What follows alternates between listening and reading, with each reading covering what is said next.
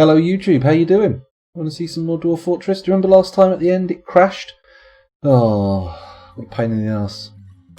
Still, never mind. Let's try and take the knowledge we have gleaned from the events that took place between the last save and the crash, and see if we can rummage through it and find some good stuff. The chatter in charge of the camera once again. So sorry, I've got 3. I could whip this bad boy out, but it's obscured, so never mind. Let's have a little look here. Schmuck tubers, heavens above. Interesting. That sounds like some kind of food, like a root, something you dig up in a dusty plain to cook in desperation. Lovely schmuck tubers. Or it sounds like a euphemism for a penis, doesn't it? A little penis. Very rude. Anyway, let's get in with the game. I need to start doing some designating because some of the things that I did last session have obviously not occurred. They've disappeared into the mists of crashy time travel. So, with that in mind, it makes sense to do a little survey. I did look at this base earlier, but I've not really paid much attention, to be honest.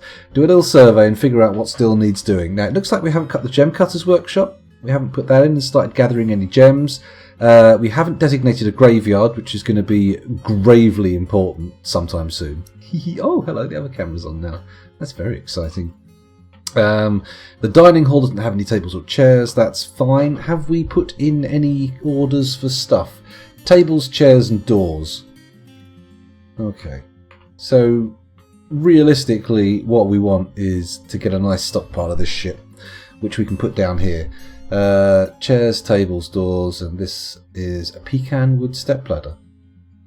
This is mechanisms, I'm pretty sure. What did I want to put in here? This would be large or small tools, but what was the intended purpose? What did I want to end up in this thing? Was I making... It wasn't floodgates. Anyway, we'll have to dwell on that later on. Let's get things cracking. If we come up here, I'm going to note the number of idlers, 34. Substantial. And with that in mind, I am going to get on top of getting these offices in motion. Because even a bad office is better than no office. Or maybe not. Maybe not. Maybe the dwarves actually prefer nothing over something substandard. So... we'll have to see. Does anybody actually remember what I was doing? Or what my intentions were? Or what has been removed from this? Because I don't have any real strong recollections about what took place in the last session. Which is probably a damning indictment of me. But, well, never mind. Never mind. That's why I do this on Twitch, so other people can see it and remember what I did, and then, hooray, I can just forget about it until the next session. It's good, isn't it? It's fantastic.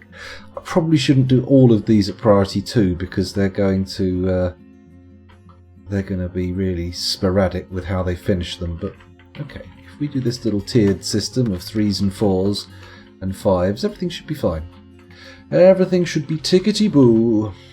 Tickety-boo, but buried in poo. Don't ask. You were being a dwarf and digging a hole. Diggly-wiggly hole. And you know what? I'm going to continue that. In fact, I'm going to unpause the game. It's time to resume.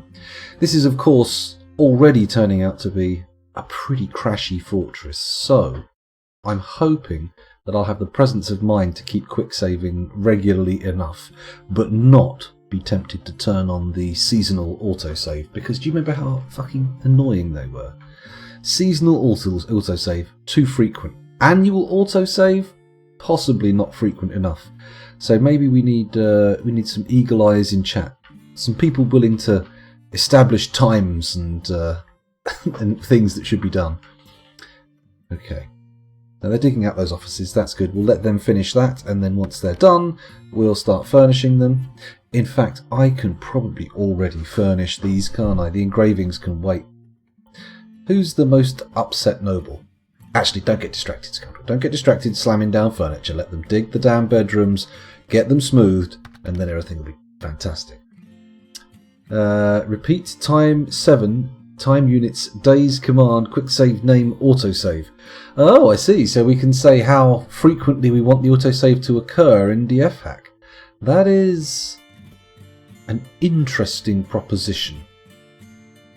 I'm not sure I actually want to set a save just because I want to leave an air of danger still around. You know, I want to still to feel a little bit of tension as the game drags on and I've forgotten to save for a substantial amount of time. I want to think of all those people at home gripping the edge of the table, breaking into a light sweat and severely puckering their ring piece. Just, come on, save, goddammit! You know, we've all been there. We've all seen a game and known it was going south at some point and thinking you really should put a flag in the sand here, some kind of return point, I don't know, some kind of mechanic that allows us to go back to a previously saved place, you know. Oh, hello, what have we got here? An elven caravan, he says, mispronouncing caravan. It's of course a caravan, not a caraman, because as far as I'm aware there is no such thing as a caraman. Then again, maybe I'm wrong. Maybe Caraman is some sort of spin-off from the Transformers franchise. Instead of turning into something with like an actual motor and an engine, he's turned, unfortunately, into just a trailer, a towed living space. I mean, as in a living space drawn along by a vehicle, not somewhere for toads to live. For fuck's sake, people. Come on. Jesus Christ, I can't believe you misunderstood that. Anyway, where were we? Have we got blocks to build with? I don't think we have any blocks, do we? Although we do have a lot of obsidian. I'm a fan of obsidian as a dwarf fortress building material. Sure, it's fairly dour, a bit sort of sober and somber, but it's also very imposing. I mean, look at Orthanc. That was pretty sweet. And that was supposed to be obsidian, right, wasn't it? Or am I thinking of the wrong place? Saruman's Tower, right? Is that Orthanc? Or am I just being some kind of fool? Some kind of Tolkien poseur? Maybe I am. Maybe I've bitten off more than I can chew. Maybe I don't know my arsehole from my Silmarillion. Maybe Silmarillion's actually a band and I'm completely getting everything wrong. I'm going to dig out the old space for the jeweller's workshop here, because actually if we do this at priority 7, we'll leave it fairly low priority. That's good. And then we'll just make a space like this. Too big. About that big will be fine. We can put that in there, and then on the side here we shall build a very substantial room for containing our gem collection. Ooh, sapphires and rubies, emeralds and more. Sorry, I got very carried away there. I almost started composing a musical, which is a complete waste of time. I have all the musical ability of a walnut. Although I suppose you could, if you had very small hands, do that kind of horsey trot beat sound that you can do with coconuts, right? Make sound like a hooved mouse. No, not a mouse. A hooved rabbit. Something about the size of a rabbit. Maybe a fox. A fox with hooves.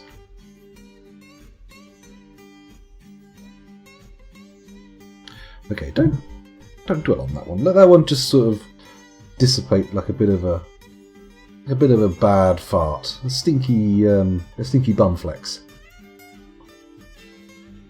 I think I've done it again. Right, let's get smoothing.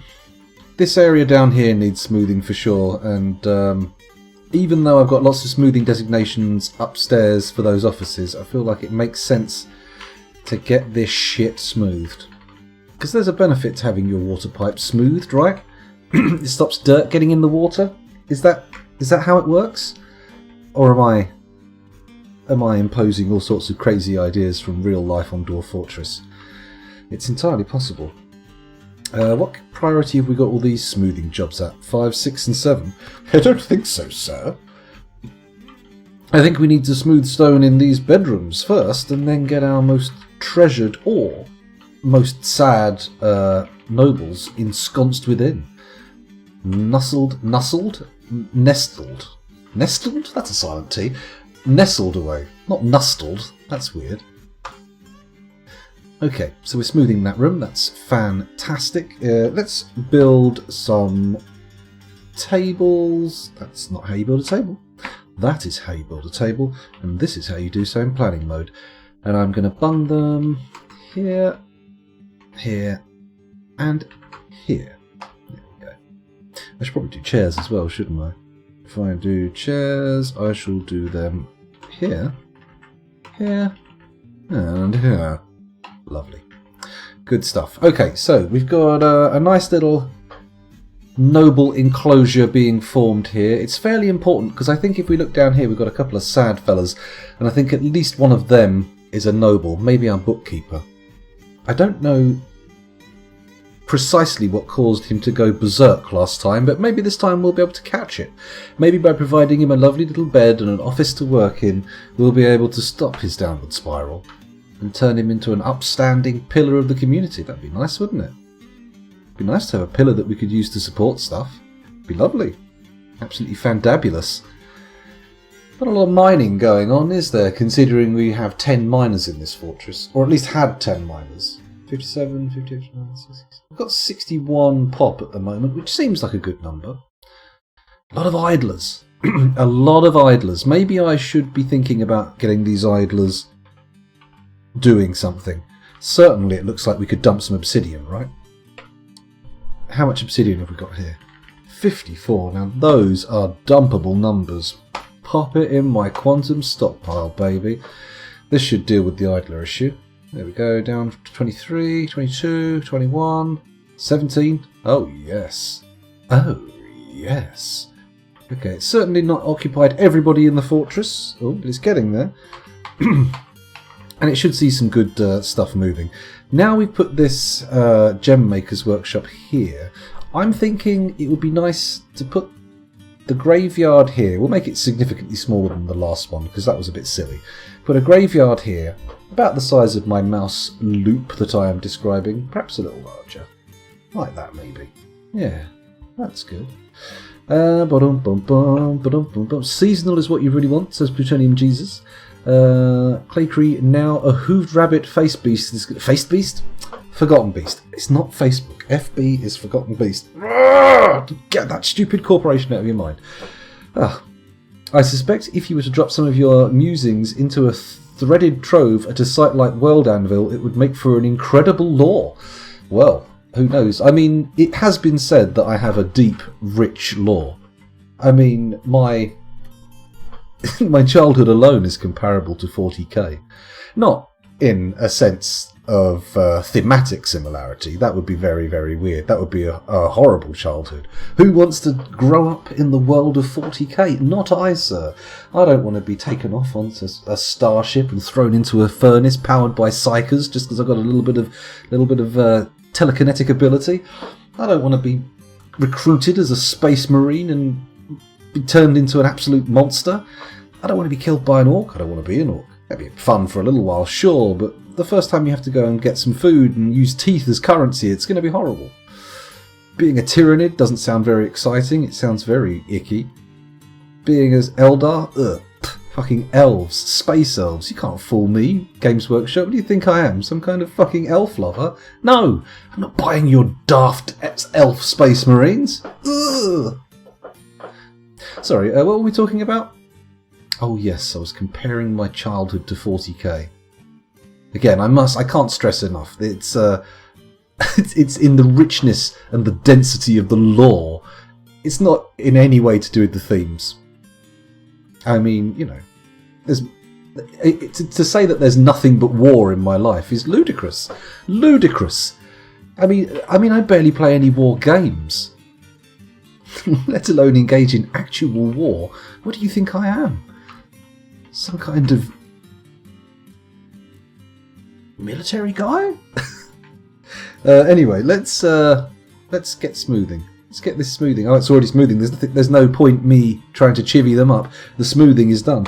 Let's put some doors in. B, D, capital P.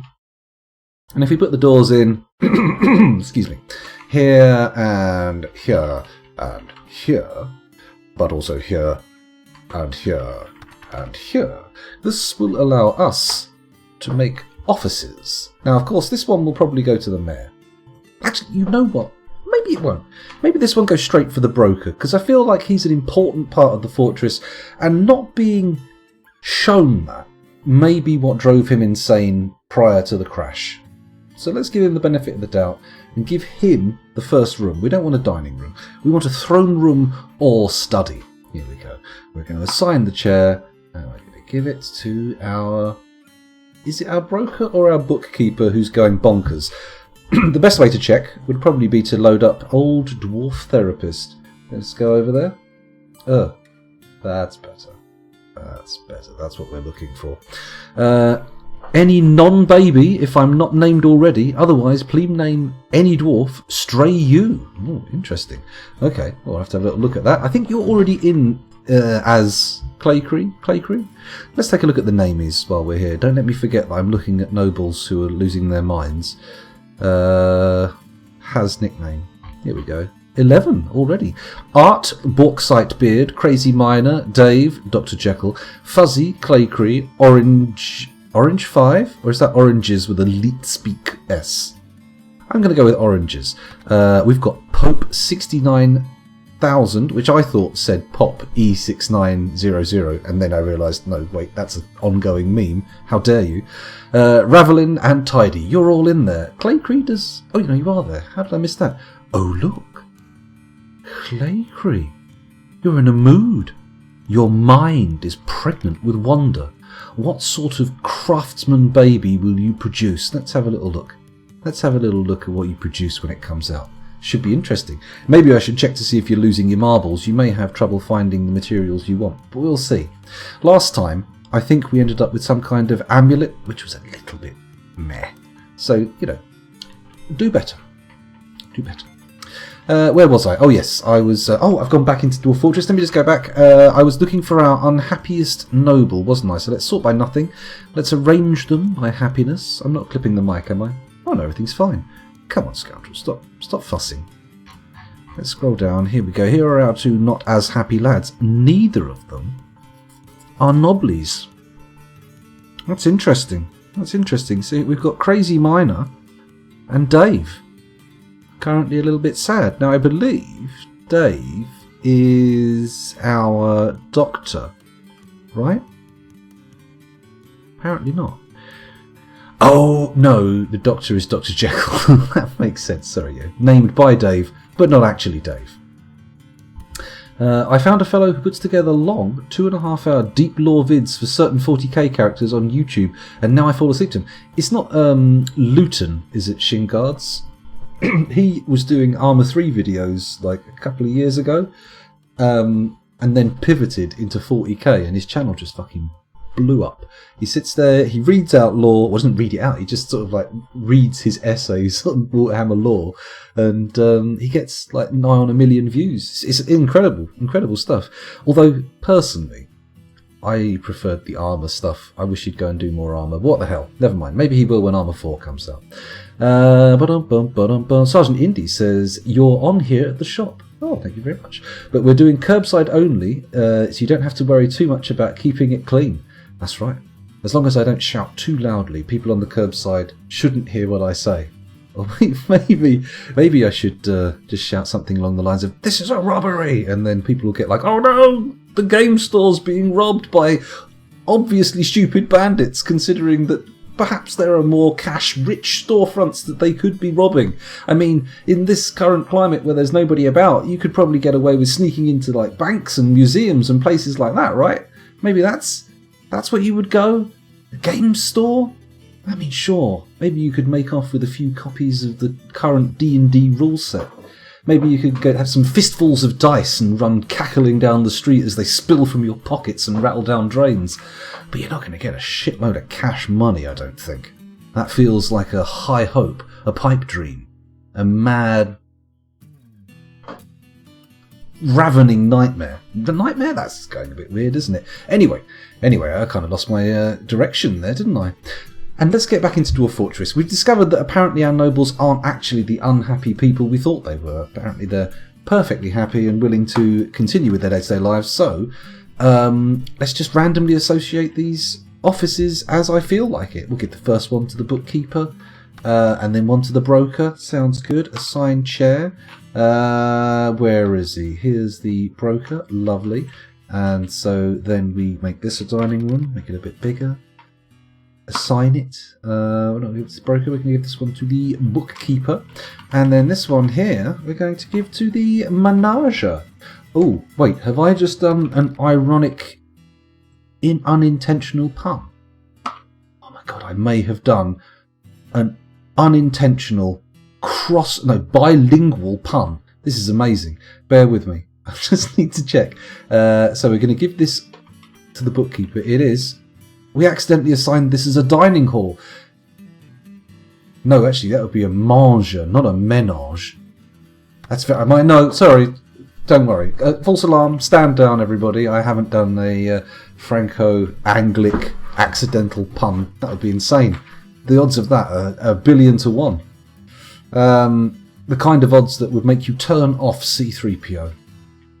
So, let's cancel this. We don't want this to be done. So, F, free table. R, make a throne room or study. There we go. Assign the chair, and now we can give it to the manager. Not the manger, which is what for some reason I thought I was saying before. Don't worry. Don't worry. At least I'm playing Dwarf Fortress. We're meeting the bare minimum threshold tonight. Don't worry, lads. I absolutely guarantee you bare minimum quality. It's going to be there. It'll be there. Suspended. Oh, it's because it's yeah, okay. It's a special door. Ooh, there's some more names in chat. With the pandemic, we're not getting a lot of trade at the moment, so our singles stock is way down. Oh, hang on. I'm going further up here. This is it. Oh, I see. He's pointed out the cash value, the money value of collectible card game cards. That's a very good point. I have found 3 black lotuses. Stygian, the best. Imagine that. Imagine someone swooped in and took your black lotuses. That would be any good.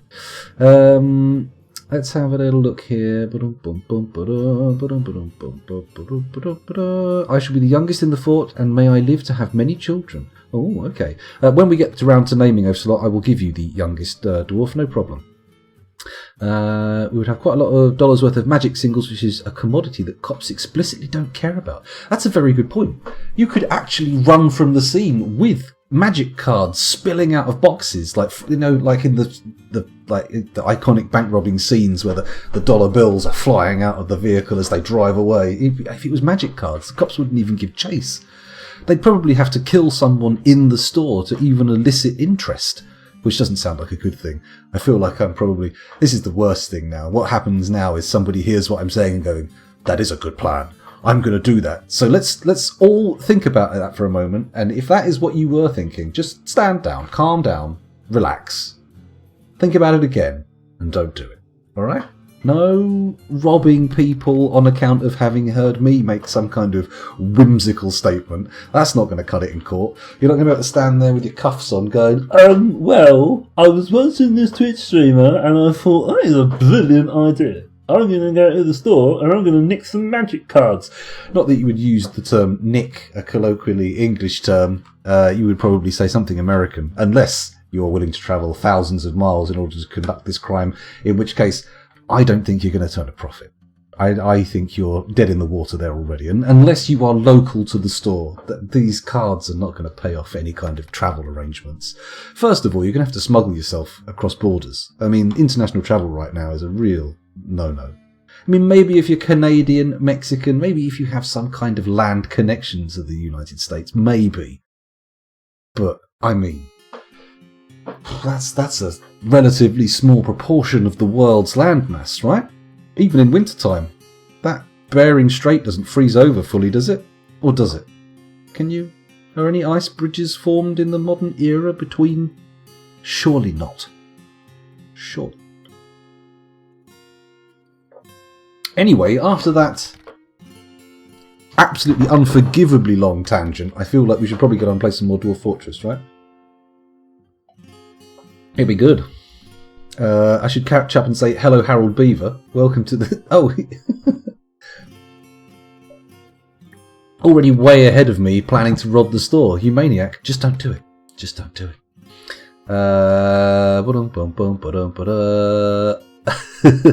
Sorry, I'm just trying to catch up with chat now. You're all miles ahead of me. I mean, yes, you've got to include the underscores or you won't find anything on Google. That's the main thing. I mean, shouting them out, how would the police wouldn't be able to catch me at all. If you didn't include the underscores, they'd be like, what? Oh, damn, it's not working. The Google stopped again. That would be actually funny. But, I mean, not in a good way. In a kind of like, oh, God. He's gone, oh, fuck. That kind of way. Not in the good, funny, happy way. We do have a 20-year-old 8.5 graded Charizard that's worth a couple of grand, but it's not kept at the shop. Man, that sounds like the kind of thing... That sounds like the kind of thing Coen Brothers movies are written about. Maybe I should get a hotline to Hollywood quickly. I've got an idea. There's this... Oh, amazing. Sure, there's got to be a film about stolen cards, right? There has to be some kind of movie based around the concept of nicking like expensive tradable card games. They've been around for ages. That's got to be the case. Anyway, sorry. Sign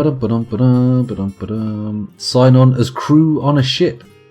I suppose that's an interesting way of doing it. There must be some paperwork about that, though. Surely. IRL scoundrel robbery stream. No, please, nobody rob anybody. Nobody rob me.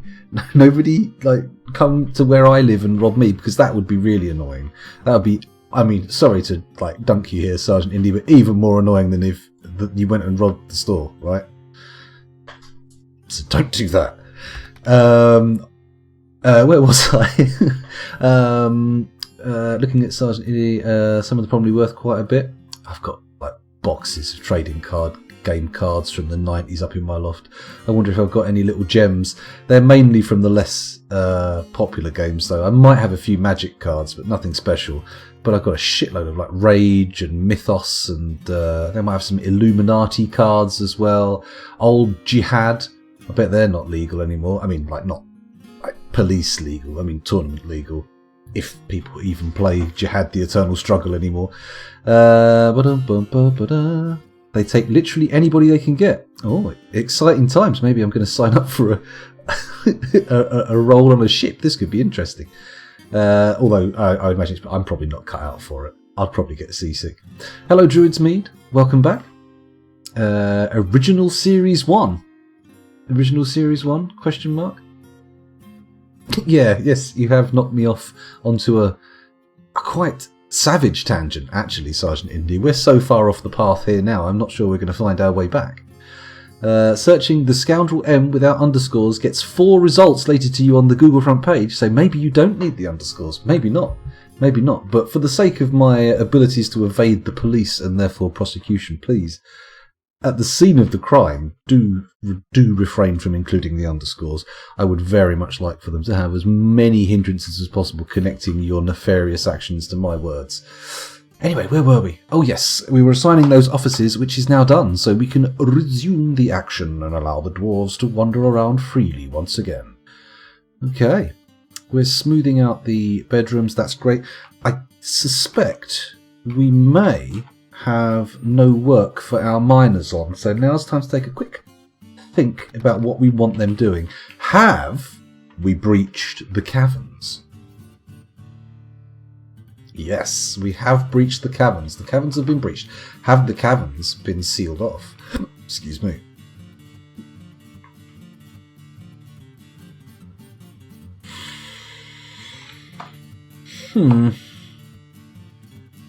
No, the caverns have not been sealed off. Okay, that's suboptimal. Okay, well in that case I feel like we should pop some levers in here, right? And get this bad boy shut. Because, open drawbridges do not bode well for us surviving Forgotten Beast attacks now, do they? Trap component lever. Here we go, we'll put one in...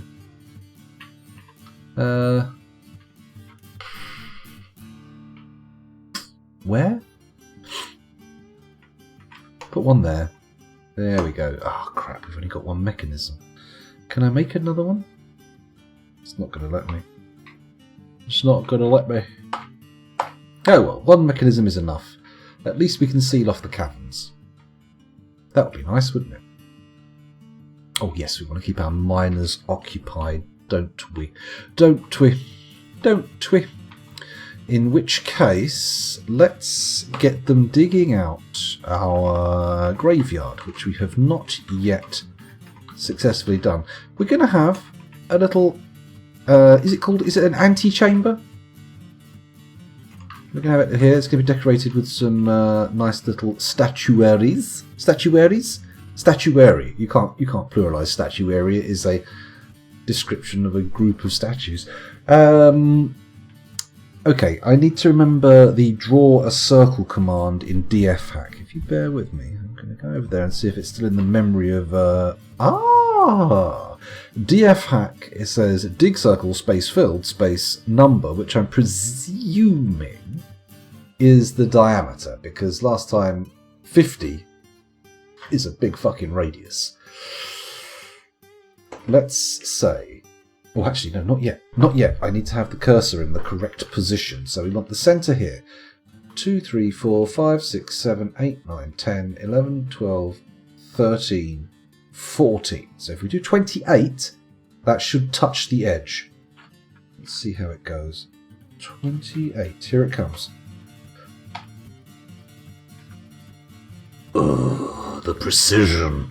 Oh, it's giving me the tingles.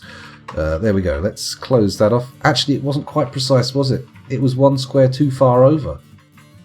Oh, jiggly piggly. That's no good. That's no good to me. That's no good at all. We have to start the entire thing over again. Here we go. Let's remove it. Down we go. Bosh, removed. Let's put that little ding-dong back in. There we go. And then we put one there, and we pop one there. And from here, that's where we want it to touch. We say 2, 3, 4, 5, 6, 7, 8, 9, 10, 11, 12, 13, 14. And then we go to dfhack, do the same command again, and...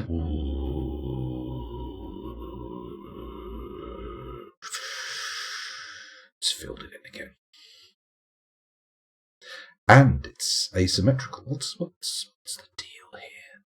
What the hell? What the hell? Why is that the centre? What's going on here? Okay. We're going to try this again. I know that Simon Swear was paused in the background, but I am now in a state of deep perplexion. Is that even a word? Is that the colour someone's face goes when they're confused? Is that how that works? I don't think so. I think I'm making shit up now. 2, 3, 4, 5, 6, 7, 8, 9, 10, 11, 12, 13, 14... 15, and then we'll shift it up one, and now we'll do the 28. I see what the issue is here about not being able to line it up properly. I've just realised that there is no way in hell you can, because there's going to be 3 on one side and 2 on the other, no matter what you do. But that's fine. That's fine. Let's let my miners dig this bad boy, because frankly I'm getting bored of fucking around with it. Let's have a little look over here. Just tell them the N stands for mandrill. Diameter should be an odd number or you get it weird. Interesting. Question mark? What the hell? Why did he dehydrate? What happened to Claycree? It's time to investigate.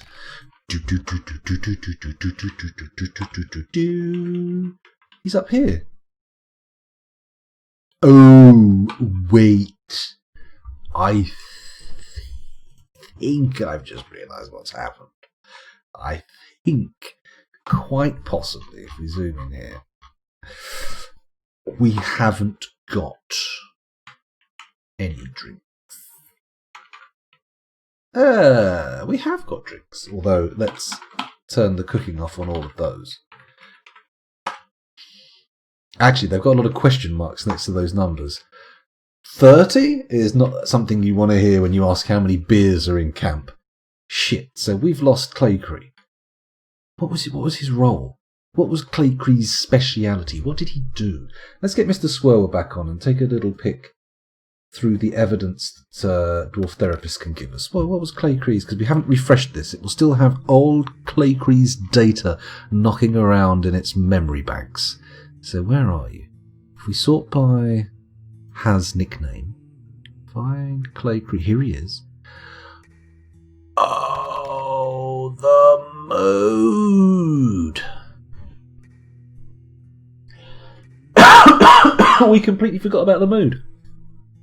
We completely forgot he was in the middle of a mood and abandoned him. Oh, Christ.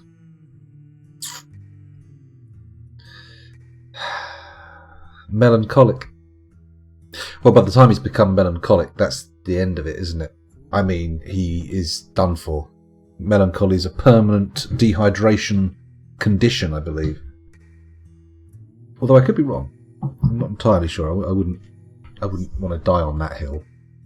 Okay, so I am tempted just to crash quit, type die into DFHack and try again with the Claycree, but honestly, I don't think I can get away with those kind of shenanigans on this fort. I feel like we've already done enough giving ourselves a non-standard embark of 50 dwarves to kind of tip the balance in our favour. Although, it's going to be a bitter loss.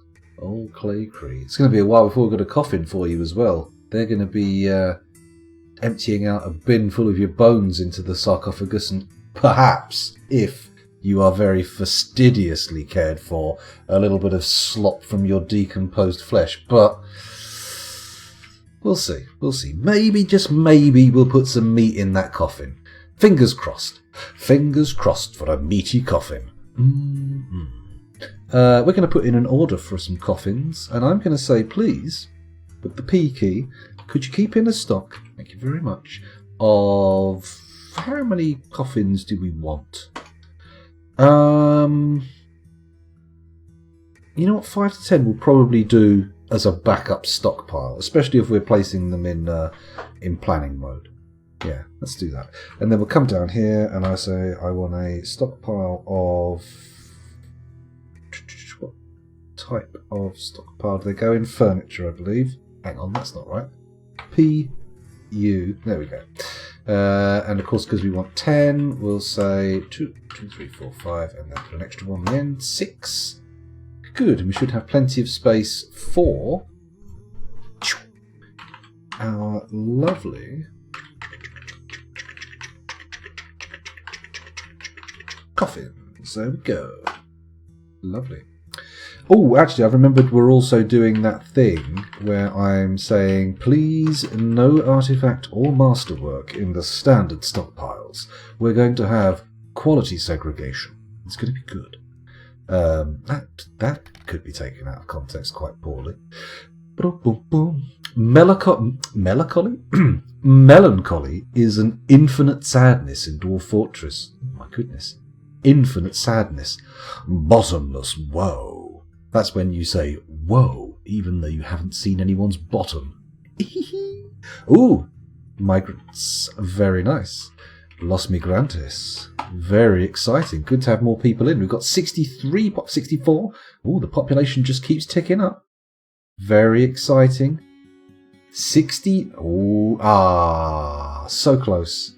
So close to the sexiest migration wave you've ever... Hello. The sexiest migration wave you've ever seen. I'm seeing more namies here. Hang on a minute. I'll check it. Sulked to death. Oh dear, Sergeant Indy. Terrible. It's true, isn't it? It's true. It's almost like the world has been taken over by a Dwarf Fortress style overseer, just temporarily, just for the moment, and like all of the RNG that's been backed up for decades has finally kicked in, and it's going, here's another event, here's another event, here's an event you weren't expecting, here's another event. Okay, status of Erith Daisenitz. You know what? No, No, you're not residing here for the purpose of eradicating monsters or for any other purpose. Right now, we are busy. And I need to get the idlers busy as well. I've just realised quite how many of them there are knocking around. We need to put standing orders in for mechanisms, because otherwise, what the hell is going on here? T, Alt W, yes, please repeat. I would like... Oh god, how many do we want? I made an enormous stockpile, didn't I? Was it 25? I think it was 25, so... no, that's not what I want. That's what I want. 24 to 25. There we go. Lovely. I think that's good. And then these rock nest boxes can get made once we've assigned someone to stone crafting, because I remember that being a bottleneck last episode. Let me quickly do that. Actually, let's not do it quickly. Let's be languid. Let's just bugger about in Dwarf Therapist for a bit, shall we? I'm going to do a refresh. We had 61 adults and 1 child, but no vulnerable babies. And now, what have we got here? 82 adults, 3 children, and no vulnerable babies. That is not to say we have no babies who are... It's not to say we have babies that are invulnerable. That's not the case. We have no babies whatsoever, vulnerable or otherwise. Anyway, let's get rid of this nickname sorting. Oh no, we're doing namies, aren't we? That's an insane thing to do. Let's get the old names list out. So if I go over here, we can click on Manage Requests. Hello, sorry, I didn't realise my face was disappearing off of there. Okay. First baby born to the fortress. Mother is Mama Sal. Haven't had that happen yet. Still in the queue. That's good. That's good. That's good. That's fine. That's fine. Please tell me that the camera commands aren't staying in the queue still. Here we go. Zastava wanted someone called Commissar Zast as their character. So let's do that. Let's choose Ral here to be Commissar Zast. Commit. Lovely. Markers complete. Then there's lots of camera ones. Claycree wants any non-child and non-dehydratable dwarf, please. Okay. Let's go with... Let's find a happy dwarf. Someone who's not sad. Near the top of the list. In fact, top of the non-named list. It's Zulban. Paste. Done. Commit. Claycree, you're back in. Oh, actually, hang on. Let's maintain some informational standards here. Claycree 2. There we go. So at least now we know how many times people have cycled through. Lots of camera requests. Claycree's requesting any non-baby there. Otherwise, please name any dwarf. Stray U. Okay, let's do that one. Here we go. Kivish here. Set nickname. Paste. Stray U. There we go. There you go. Markers complete. And Ocelot wants the youngest in the fortress and hopes to have many children, which is an interesting idea. Maybe you will, but we'll have to see. How do I sort by age? Profession. If we sort by profession, and then I go and find the children, the professional children, administrators, animal caretakers, animal trainers, architects, bone carvers, brewers, carpenters. I never thought of sorting them like this. This makes a lot of sense. I went past child there. So who have we got? We've got Kib. Kib is currently 5 years old. Athel is currently 6, and Einod is also 6. So Kib here becomes, are you ready for this? Ocelot. There we go. Bang. Commit. Good, you're in. You are the youngest citizen of the fortress. Markers complete. And we're just waiting for someone to have a baby so Mama Sal can get her name in. So, back to the fortress, I say. And with that, I shall take you with me. So, we've lost our moody boy. Poor old Claycree Wand has succumbed to the mental anguish of being unable to get his artifact out. He's got crafting blue balls. He's got Blue Dwarf. That's what happened. He's going to take a hit show to Broadway coloured in blue from his inability to release his creative instincts. Release. Interesting word. Shall we see if there's any obsidian for dumping? There is. There's a substantial quantity of obsidian for dumping, so let's bloody well dump it. Let's get our lads working. We also need some more wheelbarrows. Last time we dug out a large area for our carpenter and some wood stores, which we should be able to do again fairly straightforwardly if we just dig down the floor and give ourselves a carpenter's floor. I mean, realistically, if I hadn't already decided I was going to make this a jeweller's place. Where's all the... Oh, fuck it, just use that. If I hadn't already decided to make it a jeweller's, I could have made that the carpenter's, couldn't I? We could have started banging out some beds. Ah, well. Never mind. What was it for gems? E. There we go. I'm going to do it, instead of doing it side by side this time, I'm going to do... in fact, let's make all the uncut gems in here and then just stockpile the cut ones around the workshop. That makes sense, doesn't it? Or does it? Oh, I don't fucking know. Okay, let's do that one and that one. The top one can be for uncuts and the bottom one can be for cuts. So, gems, here we go. We want uncut gems. We don't want glass. Oop. There we go. And then this one, we want the cut gems. Shouldn't be too hard. There we go. Lovely. Lovely. Just what I like to see. Graveyard shouldn't take too long. Have we actually built any coffins yet? No graves appear to have been made, which is slightly concerning. Why not? They seem to be backed up making thrones. Interesting. We do kind of need Claycree in the ground before he starts coming back and getting all haunty. Because we don't want that. We don't want him giving us a Bly Manor scenario. Or a Hill House. Either way is bad for us. How are the plump helmets coming along? I've seen them being harvested. It looks like they're coming along quite nicely, actually. Let's take a look at the stocks. That's more of a tell, isn't it? 300? 300 plump helmets? And we're not even cooking them either. We're only brewing with them. Which makes sense, because booze can be an issue. Look at all these gems being hawked down there. Amazing.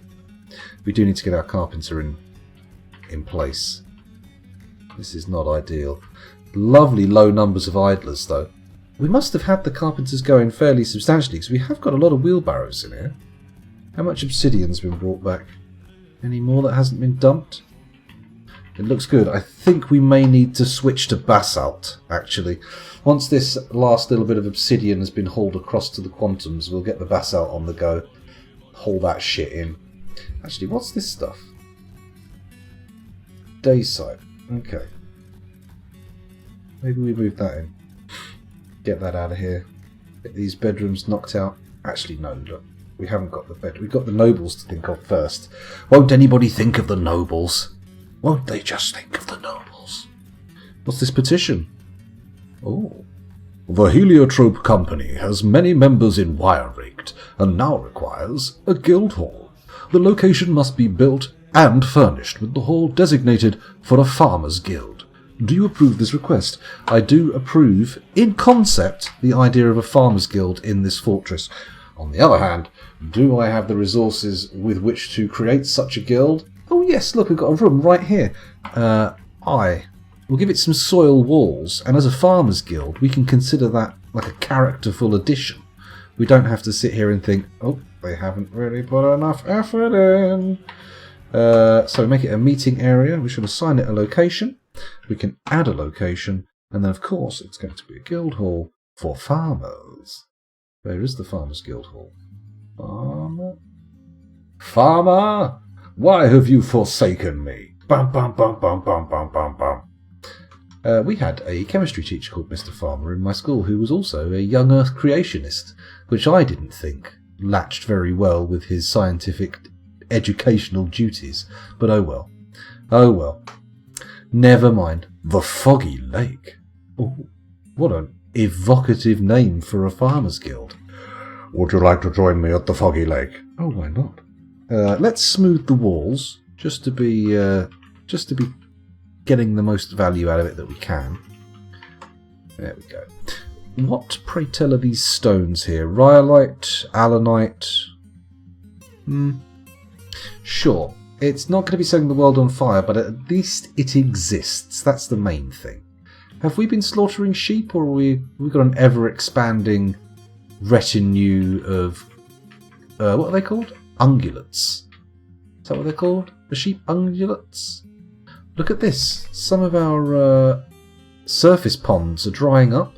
You know what I think we should do? And I am going to do? I'm going to channel across from here like that. And I'm going to connect up this goddamn pond so it always remains full of fresh, potable water. Although that might be a bit of a pipe dream, to be honest. What's this lad running around for? Oh, it's not a lad. It's an ostrich cock. Which sounds like a description, doesn't it? Rather than, well, I mean, ostrich, I suppose it has a name. It is a description, isn't it? But more euphemistic. For someone with an incredibly long penis with bulging eyes and a beak. Whew, imagine that.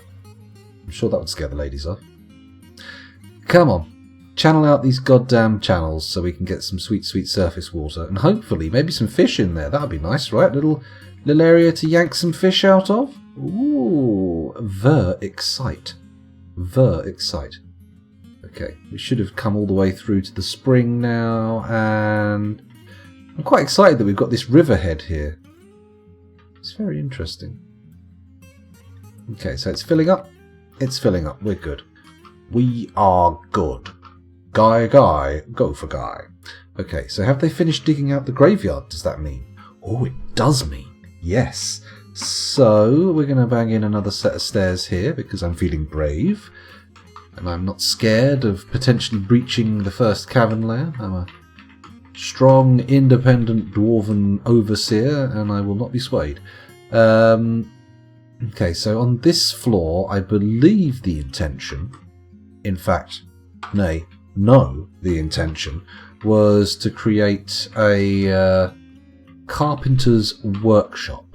And for other such things. So I'm going to do what I'm going to do is I'm going to do a little room here, okay, thusly, and in it I'm going to put a carpenter's workshop. But not only that, I'm also going to pop down a craftsdwarf workshop for wood crafting, and we're actually going to train someone to do woodcrafts. I know it sounds like dirty elf bullshit, but you know, it isn't, because the elves would be horrified by the idea of it.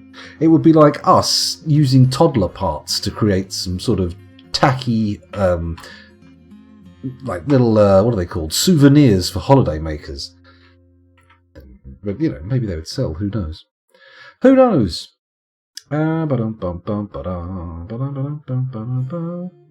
There's a subreddit for that sort of thing called r/outside where they discuss life as if it's a giant laggy server. This camera angle needs a moody silhouette lighting like an old Alfred Hitchcock. So I need a bright light over here. Just bwang, bwang, bwang. Oh look, my Wakanda shirt's the right way around up there. Is it right around on that one? It is. No, these cameras are not flipped. How very exciting. How absolutely tingless. We should also dig out the bedroom space on this side for the people who will be sleeping here.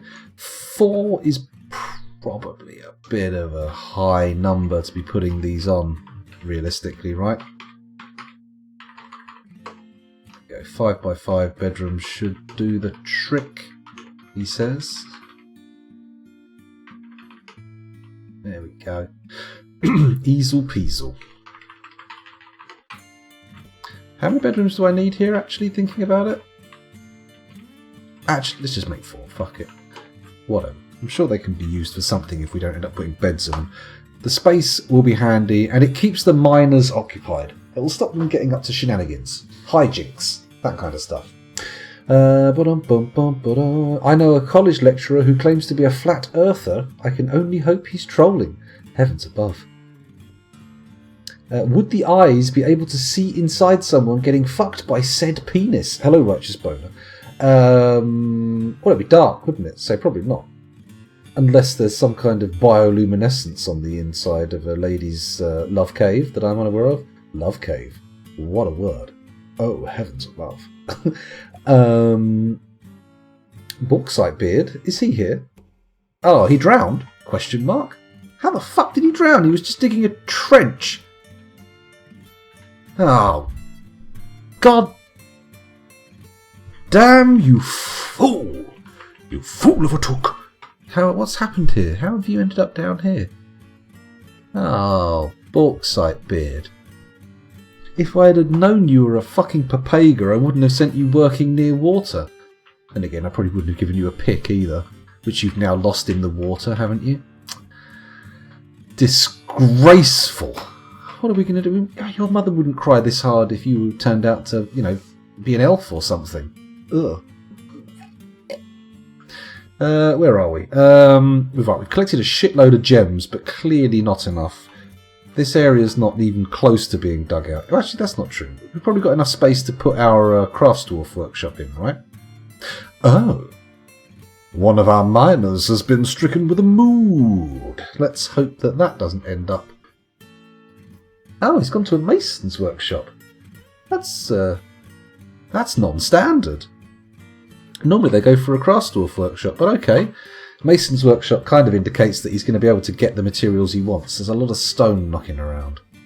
There's a lot of stone just hanging around in this fortress, and we've got to get it shifted. Actually, looking at it, they're moving the obsidian pretty quickly. But I did say I wanted to get that basalt out, didn't I? I don't want it to be just obsidian getting hauled. Right, we got time. Let's put our craftsdwarf in. The build workshop. No, carpenter first, then craftsdwarf workshop. So carpenter there. Sure, andesite, whatever. And then a craftsdwarf workshop over here, made out of orthoclase that can specialise in woodcrafts. Making little wooden boys.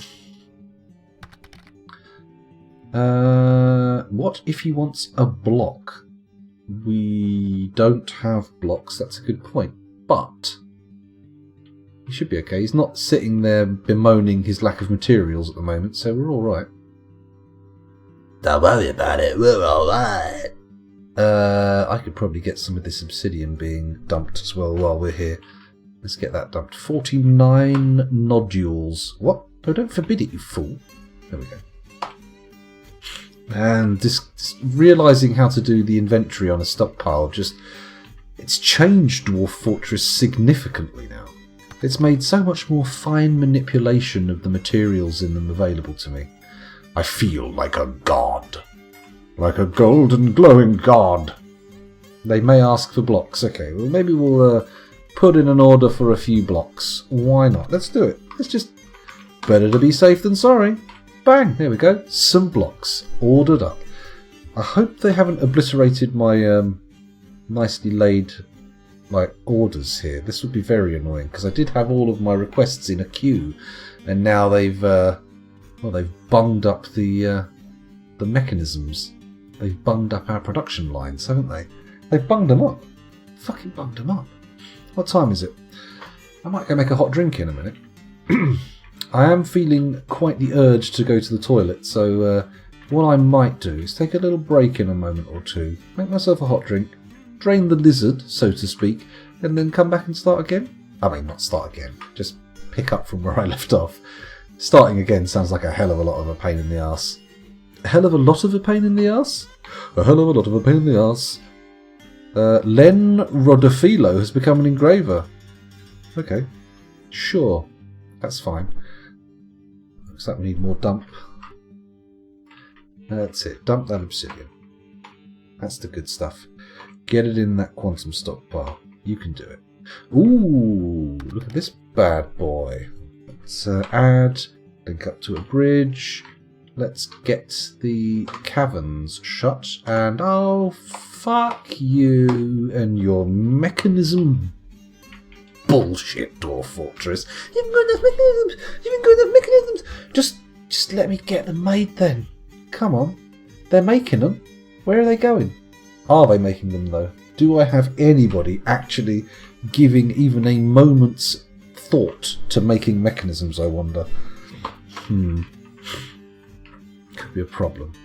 Oh, Christ, there's still a little nug in here to be dug out. Get in there. Come on. That's it.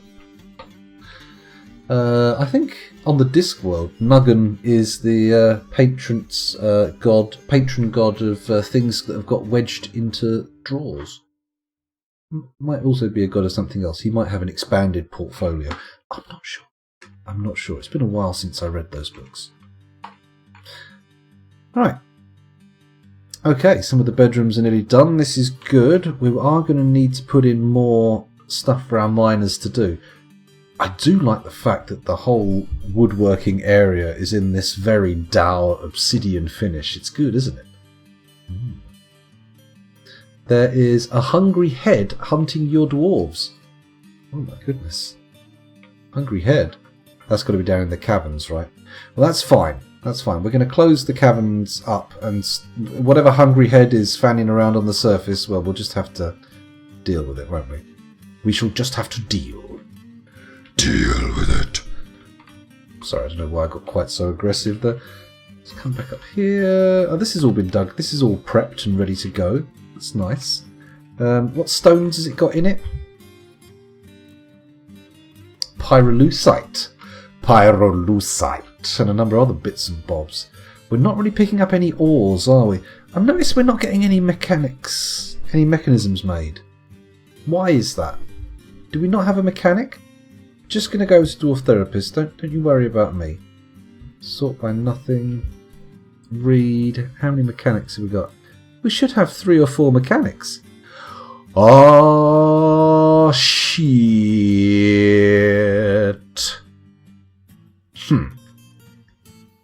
Okay.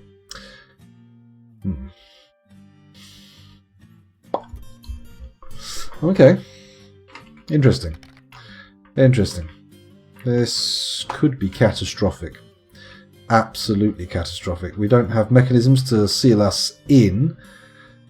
However, maybe if I make a burrow here, I can get everybody bunched up by these doors, and then when the goblins come in, we just fucking Cryptbeards rush them. Old-fashioned, bare-fisted killers come pouring out of the doorway, ready to pummel and pound, and potentially cave in some skulls. That's the dream. That's the hope. Oh, hello. What have we got going on here? There's more stuff happening in the thing. The caverns and the main gate would be lovely, but I have neglected my mechanism creation duties, and I need to get in there and make our mechanic work super fast. Copy pasta. Nuggan is in charge of paper clips, correct things in the right place in small desk stationery sets, and unnecessary paperwork. Oh, I got the wrong god. Ah, he's a very different god from the one I remembered. It was someone else. Oh, we had a little cheeky peek from the old Cromster. Excuse me. Heavens above. My old bot went off there. How rude. Let's get back into the action. Let's get back into the action and see what's going on. Do we go the recall rush? I mean, it's really our only option at this stage. Everything else is kind of off the table, isn't it? We have to react rather than prepare. Ah, we're going to lose all of our sheep. We're going to lose all of our sheep. Shit. Shit. Shitty, shitty shit.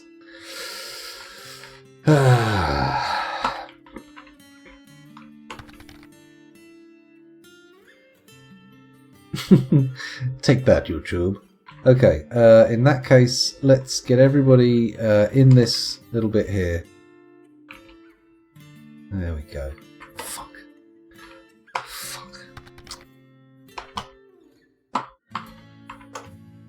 Call everybody in, and we'll see what happens. The fortress may not survive. Will we survive this night? What are you doing? Why are you just standing there in the corridor like some kind of fuckwit? You're the mayor. Conducting a meeting? Unacceptable. Drop what you're doing. Get in the Wawa zone. Oh, somebody else felt it unnecessary to charge outside. Amazing. Incredible. Right, let's check our invaders. Only 16?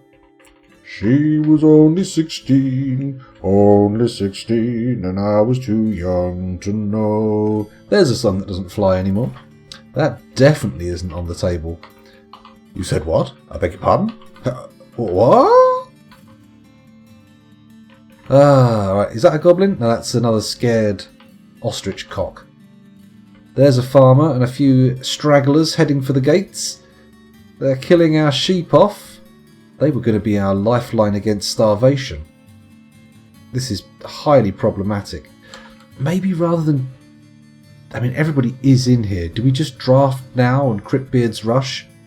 That's like 8 whole squads of ready to rumble dwarven fists. What do we reckon? Deactivate the zone and the animals will run to the meeting room. Oh my god. That's fucking genius. It never even occurred to me. I mean, it has been told to me too late. Is anybody making it in? Just the 2 rams by the look of it. They're going to have a hard time procreating, but we'll see how it goes. Oh, there goes another lamb. Oh, God, I hope the goblins brought mid sauce. Otherwise, this is all just too much. Yeah, lure him in, animals. Lure that goblin down the corridor. Oh my god, look at him. What's he doing? Just chasing after my geese and stamping on them. Monster. Absolute monster. Although there appears to be a bit of a monster ram out here, still sort of resisting. It's a you. What are you doing, you? You got combat skills? You ready? No. She's dead. She's as dead as fuck. Oh, there's the lamb remaining. One little lamb. Although I think it's going to end up being pretty sacrificial. That's it. Dead. Dead, dead, dead. What?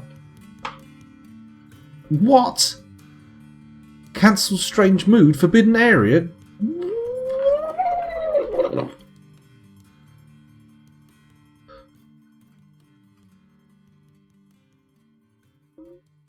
When did that happen?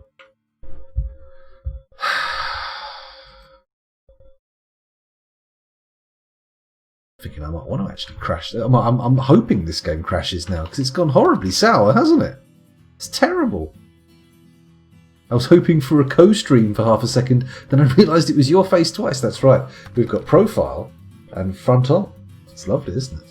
Very exciting times. Welcome back to the stream, though. Thanks for joining us again. Petrovshi, thanks for joining us.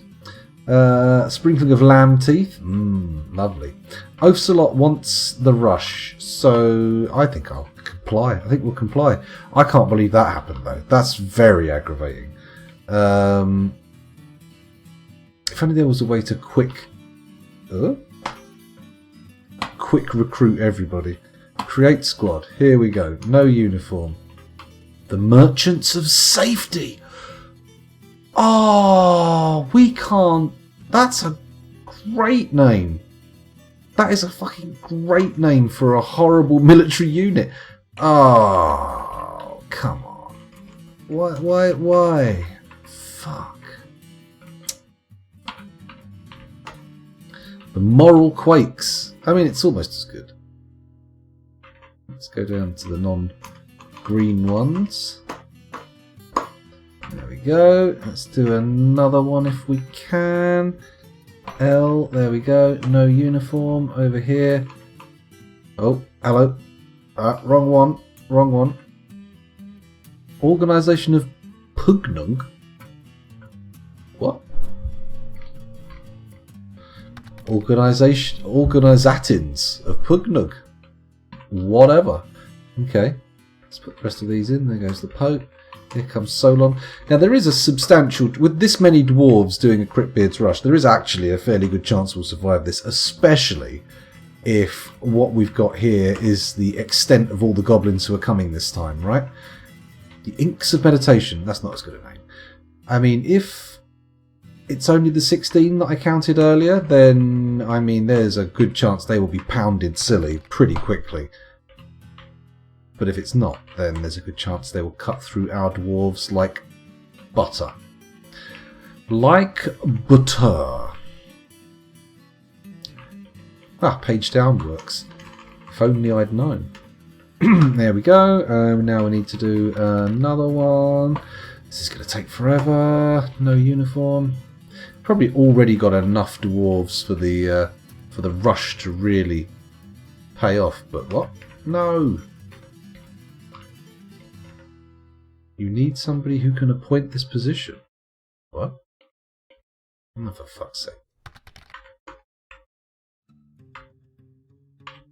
There we go. There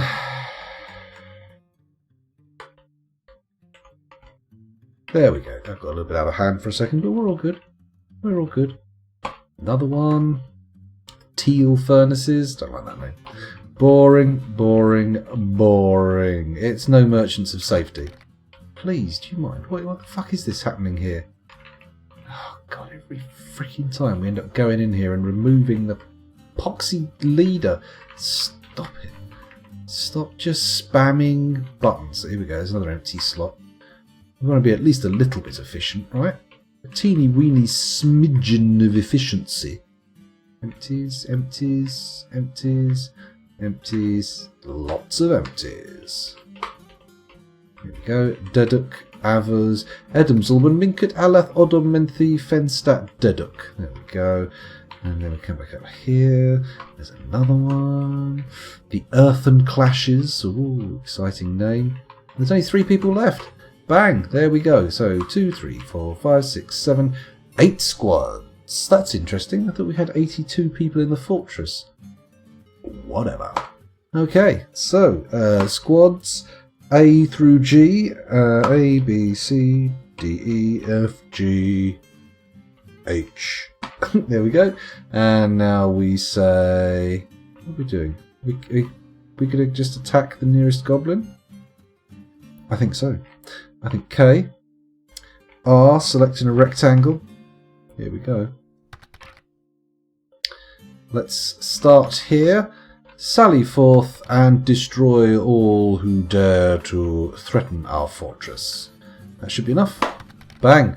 Let us go. Give the order. Here they come. Here come the dwarves. An ocean of tiny fists swinging with rage. Come on. Show me the flood. Here they come.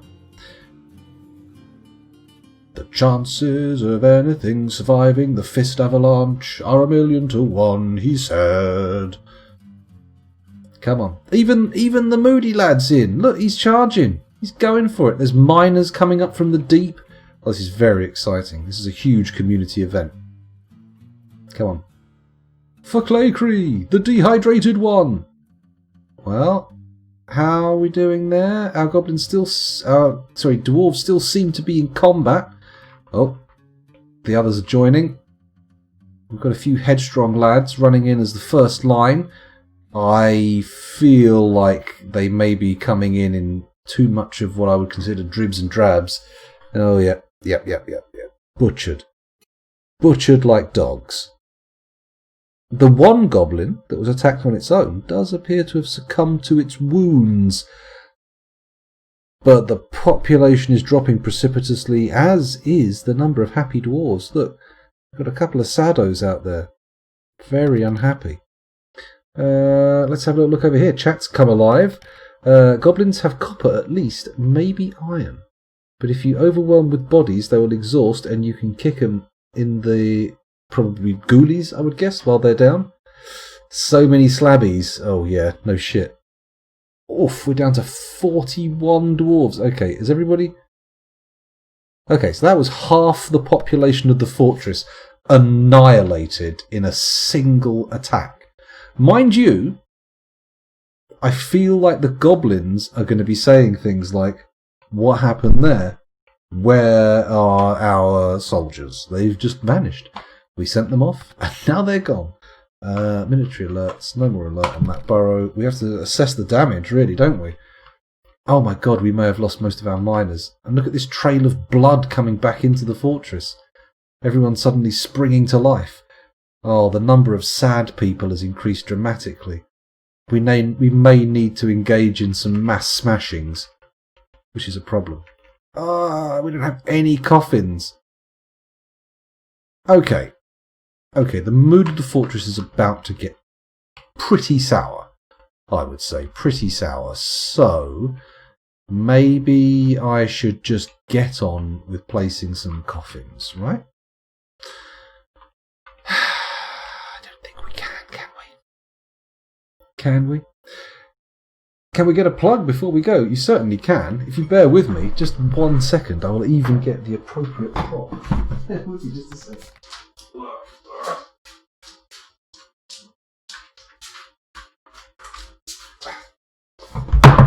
There we go. I'm back. I will, of course, need to apply some camera there. If any of you happen to be in the Tacoma area of Washington State, United States of America, you may well be interested in visiting Tacoma Games. They sell tabletop role-playing games, collectible card games, board games, polyhedral dice, miniatures, etc., etc., etc. If that sounds like your kind of thing, go in there, tell them I sent you, and you will receive precisely a 0% discount. Not in these kind of times. Come on, what do you want? What do you want? You feeling greedy, are we? Coming into the store and thinking, oh, I think I'll have a load of books for very, very low prices. I mean, that's probably what you'll get, but you can't go lower than that. That's insane. It's not a haggling economy. That's not how book sales and dice work. Lunatic. Anyway, where were we? If you smash all the unhappy ones, there'll be about 3 left. That's true. There are now 10 sad people and 1 super sado. Mind you, there are 37 neutrals still managing to put a brave face. Oh, okay. It's not ideal. It's not ideal. I feel that this is going to go bad pretty quickly. We may not even get an autosave. We may be able just to try again. Oh, God, I can't let the 25th fortress, quarter of a way to a century, end up on a 3rd session. That's insane. Mind you, look at that sad meter. The sad meter doesn't lie. It tells all. And that miasma. The floor is so thick with corpses, there's miasma outdoors. I mean, that's a bad sign. You know something's up with that shit. That's like if you're out on a really stormy, windy day and you can smell the fart. That's not good. That's a bad sign. Got a dehydrated farmer who's probably miserable as fuck, isn't he? He's probably incapable of drinking. Every time he wants to go and get a drink, he has to stomp his way across a pile of his dead friends, intermingle with a few smashed up goblins, and walk through clouds and clouds of putrid stench. It's not a great life, really. It's not a great life. Pretty sad, really. Bit of a shame. And annoying, because I brought military people with me and I didn't set them to work straight away, did I? I was like, oh, I think I'll just spend loads of time fucking around trying to get these stockpiles sorted. Or if I haul a load of stone, that'll be better. Oh, question mark. Excuse me. That's not what I meant. Here we go, that's what I meant. Let's take a little look at the population as it stands. We had 81 adults, 3 children, and 0 vulnerable babies. We now have 47 adults and 1 child. So at least 2 children either spontaneously matured through combat, which could be a thing, I don't know, or were killed. Which is, I don't know, pretty grim. Pretty grim. Imagine that, the sound of a sword hitting a shield and the clash of armour on hammer, and suddenly your testicles drop and start sprouting hairs. Unless, of course, you're a woman, in which case, maybe you're get a hairy muff? I don't know. I've never had puberty as a teenage girl. It wasn't the thing. It wasn't the thing in my day. Also, I mean, I barely noticed puberty as a boy. It never bothered me in the slightest. It's all good fun. Jolly japes. Anyway, where were we? We're going back to a fortress. I feel like we may have lost the fortress, but potentially this can be clawed back with 34 dwarves who appear to be made of fairly stern stuff. I think everybody got stuck in on that combat, and anybody who's not currently in a bit of a state over it is probably pretty rock solid. But we do need to get sorted with those 13 miserable ones, because they're not going to get on very well. They're going to do poorly. Let's bring all the food down into this area here. There we go. Probably put some swirl on as well. It's gone very quiet, hasn't it? Very sombre. There we go. Probably got something to do with the massacre, right? Massacres tend to bring on sombre, introspective thoughts. Sometimes. Oh my god, we've probably got no engravers. Actually, I needed to do a proper survey of who we have, didn't I? Do we even have nobles? All of the nobles survived the war. Huh. Shocking, surprising. Interesting. I mean, huh. None of them went into the war and died. Huh. That's a bit too realistic for my tastes. Anyway, where were we? If anyone did rob us, if they can do it in such a way we can come out really well on the insurance, that would be really helpful right now, actually. Maybe what you want is for them to break in and accidentally drop their cigarette into a box of expensive trading cards.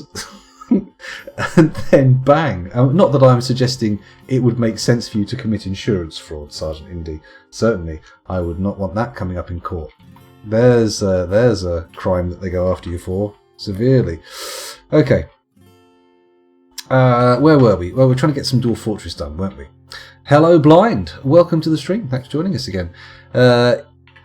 Things are not going great right now, it has to be said. The fortress has recently had a catastrophic population drop, and we are dealing with the stinkiest decomposition of population that has happened for quite some time in this civilization. I mean, look at the blood, look at the miasma. The air is thick with dead people. Ugh, disgusting. Nobody wants thick air. Unless it's that nice sort of going past the scented candles shop thick air. That's not too bad. But not going past Lush or anywhere that sells perfume thick air. That's bad. That's gagging. I can't stand that. Perfume counters in shops. Drives me up the wall. Anyway, where were we? Totally salvageable. Still 40 plus stumpies. Well, 31 keepers. And at least 17 people who are going to see the underside of our psychological healthcare system. Which is, generally speaking, usually some form of crushing under enormous stones. What's the pocket of lava? Is the fort near a volcano? Damn straight it's near a volcano. I almost always embark near volcanoes. It's a goodie too. I mean, maybe... I think priority number one here is get the food situation going indoors. Get some indoor food, lovely, happy days, no need to rely on the surface, we can seal ourselves in. Then we need to get this hooked up to mechanisms. Oh, fuck, we're paused. Let's go to Dwarf Therapist. Let's not fanny around here. We're going to Dwarf Therapist. We're going to see... Oh yeah, I've done the wrong page again, well done. Sorry, I'm getting flustered now. Flustered by the death of so many dwarves. It's nearly 2 o'clock. Nearly 2 a.m, you know. So, let's have a look. Let's sort it by jobs again. I did that before, didn't I? What was that? Job type? Is that it? Idle break? That's not what they're currently doing. Occupation? Profession. Profession, that's the one. Right, we've got our administrator. Fine. We've got a brewer. That's good. We have a professional child. Well done. Very difficult job, that. Clerk, craftsman, doctor. How? What's this? What's all this? What's this purple staining on his name? What role has given him this highlighting? Mayor. Oh, okay. So we've got doctors, we've got engravers, 1 engraver. Holy shit, we had a few before. 4 farmers still knocking around, herbalist, a couple of masons, a couple of mechanics, a metalsmith, 5 miners. Half of our miners were slaughtered. So it's kind of a representative sample of the population. Unlike the nobles. Interesting how none of the nobles died, yet half of the working population was slaughtered. Interesting. Oh, I feel the need to stroke my beard and think on that, cogitate. That seems like there's some kind of parable, some kind of parallel with the real world. God, this beard stroking is getting uncontrollable. Anyway, What have we got going on here? We've got 18 peasants. That's a lot of peasants. We've got a trader. We've got 2 trappers. Not for long. We'll get rid of those. A couple of weaponsmiths. And a pair of weavers. Dream weaver, I believe you can make me trousers from dreams. Imagine that. Imagine if the song Dreamweaver was actually about somebody who 100% believed that it was possible to make clothes out of dreams. Sounds like a variation on the Emperor's New Clothes, doesn't it? Okay, so mechanics-wise we're all good. Masons-wise we're all good. You know what? I feel like we've lost probably just... Oh wait, did we lose all our military dwarves? That's very probable, isn't it? Highly probable. Mind you, everybody's drafted now, so we could involve the fortress 100% in some kind of training regime, couldn't we? We could have everybody... If this happens again, I'm going to go fucking mental. Stop clicking on the wrong screen, scoundrel. I know you need a wee. I know you've got your feet up off the floor and a good old sweat building on your brow, but this is no time for being silly and slack. This is time to get your dwarves back on track. Oh, it rhymed. Oh, Mumsy, I'm a rapper now. I'm going to make millions. Anyway, because, like, obviously, if I'd said poet, that wouldn't have been millions. That would have been, I'm going to make pound. Okay. I'm too flustered. I need to stop, think, and get this back on track. Is our mason back in his workshop? Because I feel like maybe if we prioritise the coffins, that might make sense. Oh, he's already done it. Apropos of nothing, he's started banging out coffins. Let's also put this workshop on coffin duty as well. Because, you know what we could probably do with a bit of a stockpile? Right? Yeah? Yeah? Right? Yeah, exactly.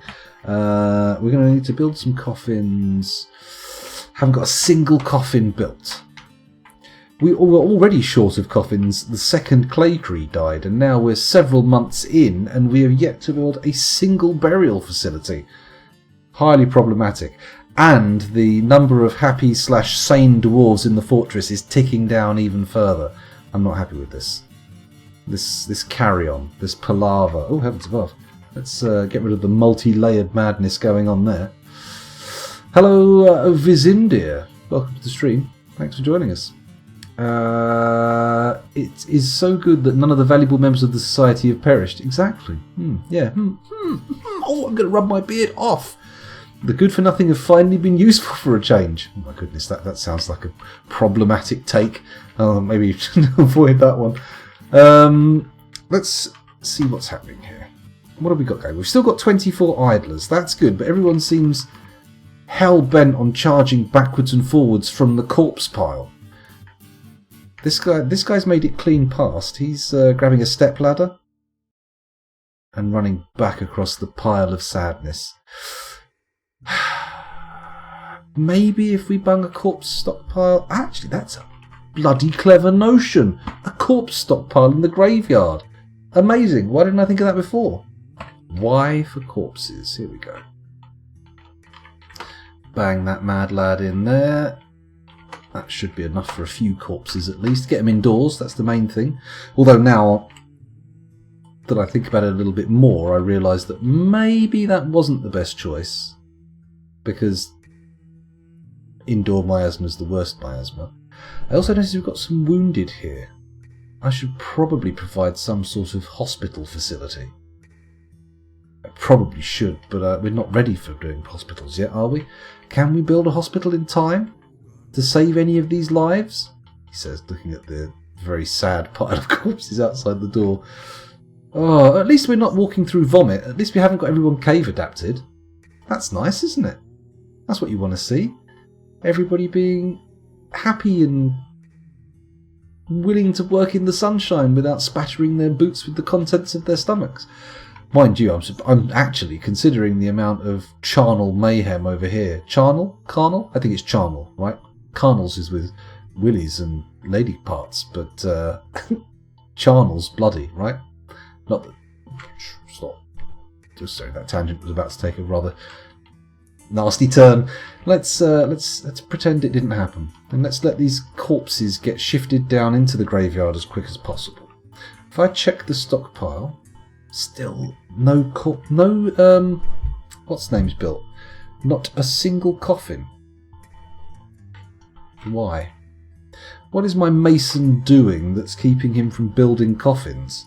I mean, I'm going to take a random guess here that maybe, just maybe, he's hauling corpses. But we'll see.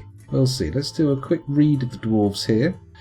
No one's died since the fight. I'm in Oh, migrants! Well, they're going to have a fun time heading in.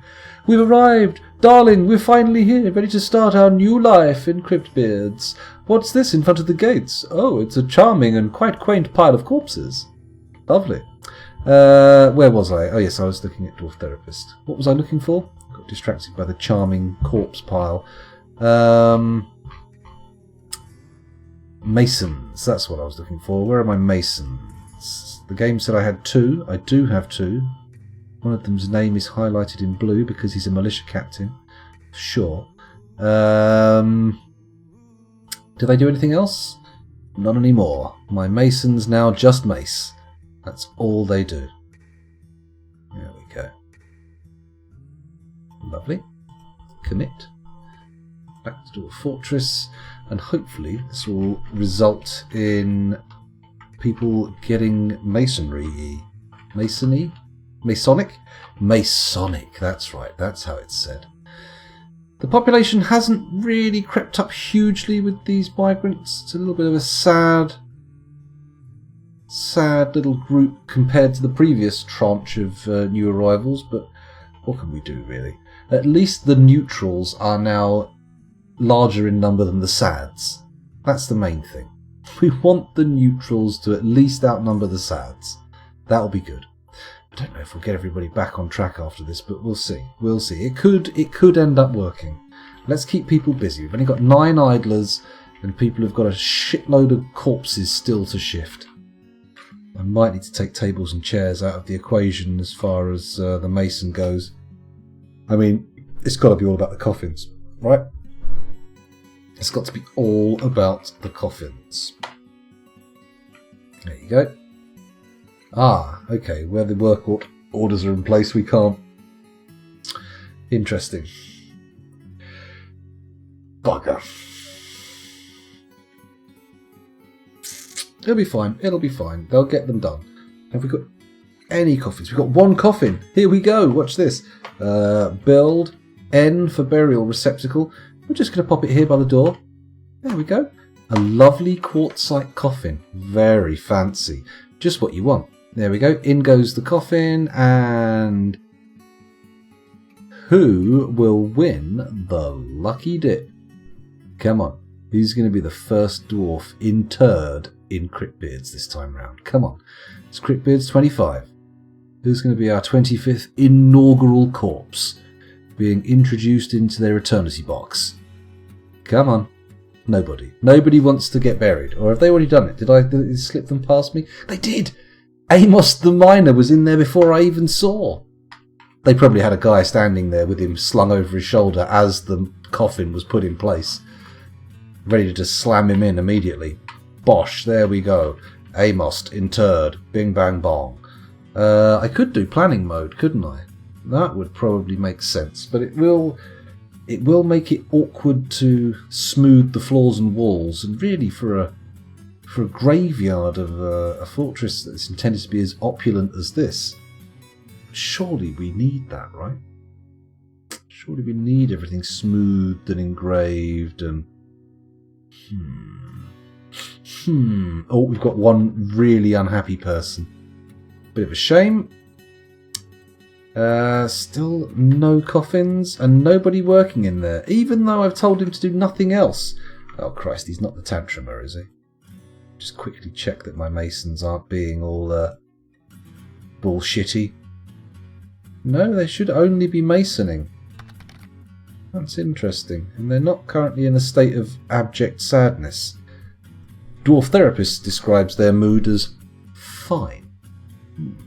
Hello, Infinity Simples. Infinity Simplex. Infinity Simples. absolutely stupid. Why would it be that? I do apologise. Infinity Simplex, welcome to the stream. Heavens above. I've been too deeply affected by meerkat-based marketing schemes. It's not good. It's not good. Did I miss a raid or something? Hello, what does it mean? Welcome to the stream. Thanks for joining us again. Again, another rhyme. I'm going to be like fucking Tupac by the end of this stream. I've rhymed so many times that they'll be dropping the rap game accolades all over me. They'll be burying me in plaudits. It'll be nice. I like it. It's not all fine, actually. I'll show you what is up. What does it mean? And Infinity Simplex, I mean, you'll get to see why it's not all fine. It's terrible. MCP Pants. That's me. So, I will be in a minute if I don't go for a piss. I've really got to stop procrastinating.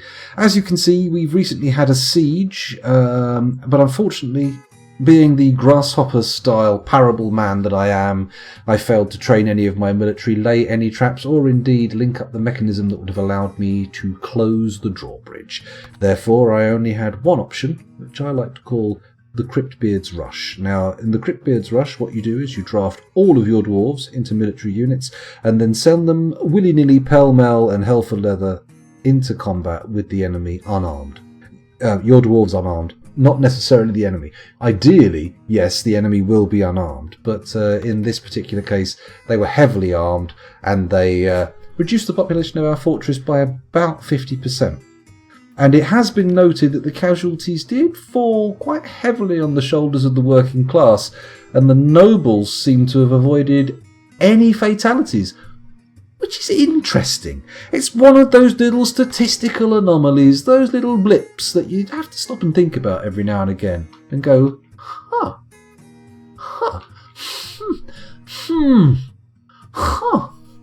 I can't stop rubbing my chin. I can't stop thinking about it. Oh, I'm going to think. Oh, chin rub. Oh, sorry. Excuse me. Was the phrase chinny beard or chinny reckon a national phenomena, or did it expand past the boundaries of the UK? Is this something that was done amongst school children of the 80s and 90s in the US? Or Canada? I wonder. Is the chinny recon an internationally recognised signal of doubt? I don't know. I don't know why I've come up here. What's going on? Someone's been interrupted by a trader. What's all this? Oh, a trader's gone berserk. Okay. He started going loopy and killing people up at the main wagon site. Fantastic. I mean, I really beans this fortress, I have to say. Although it's salvageable, I'm not getting my hopes up too high. I do feel like we've kind of fucked this one badly, and we're unlikely to recover, especially with the sads and happies in such close balance, right? There's only about 10 more happies, 9 more happies than there are, or neutrals. We haven't even got any happies. Happies don't live in fortresses which you have to step over corpses to get into. It's just not how it works. If I had to climb over a pile of my dead friends to get into my house, I would probably be a bit sad. Mind you, I wouldn't have seen that corpse for days, or pile of corpses for days. That corpse indicating just how many friends I have. That's not true. I've got lots of friends. I'm a real friendly guy. Still no more coffins. They are producing them at an incredibly slow rate. Considering we're seeing 94, 92 frames a second, you would think that they would bang out more of these. We are going to have to cancel the thing, aren't we? We can't suspend it, so we have to cancel it. It's so annoying. Oh, wait. Apparently not. They're going to unsuspend, aren't they? They are, look. Shit. That's not what we wanted. That's not what we wanted. A host at least. I was gone and blind-edited the stream, and it seems to have dropped us here. Well, there you go, Infinity Simplex. It must have been some kind of host/raid that I completely lost. I can be a bit oblivious sometimes. Sometimes I just get so absorbed by Dwarf Fortress that I don't see anything of the world around me. Although, more likely, I was probably off on some silly tangent and completely missed the fact that people came into chat. So if there was a raid that I missed that has now disappeared off of the bottom of my activity feed because of all the camera movement, welcome. Thanks for joining us. I apologise for ignoring you. But we're all here now, so we're going to have to get along. It's going to be great. Oh, look, the number of the number of neutrals is dropping. Mainly because I'm performing precisely 0 interventions here. This is all very lacking. Maybe I should close some of the... Moving wood is not the current main objective. Getting these corpses out of the way where they're not upsetting everybody is probably a good move. Also, these sad lads. Nobody knows what it's like to be a sad lad. What are they doing? They need hospitalisation for sure, although I feel like we may be dealing with them ultimately in a kind of getting them underneath the bridge and smashing them way. Because that's a problem. At least they're not dead, though. I mean, they're certainly less depressing than the pile of corpses outside. Then again, are they? Is a tableau, a depiction of living suffering more distressing than the peaceful repose of the dead? Hard to say. Hard to say. I will have to have a good old stare at some corpses and then maybe some very unhappy, uncomfortable people, just to see which makes me sadder. It's an interesting proposition. I'm not sure which will sad me off more. Sad me off. What is this about? Where am I going with this? We're heading into the dark place, and I don't appear to have brought a torch. I appear to be taking us all down into this dark corridor with no kind of light source, no real idea of what's going to be at the end of it, and hoping, just hoping that nobody gets upset. But you know what it's like. You start going down those dark corridors, there's always one who starts fucking screaming, "Oh, I can't take it anymore. There might be spiders in the dark, or snails, or snakes, or other stuff that begins with S." That's interesting. That's something I've just noticed. The most common things people are scared of seem to begin with S. Spiders and snakes. I mean, okay, not that common to be afraid of snails and slugs, but personally, I am slugs. Another one. What else are people afraid of? Clowns has an S on the end. It's not quite the same.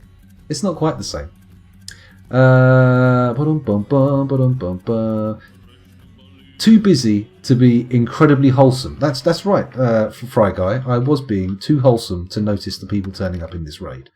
I'm so good. Hello, Cyrillac?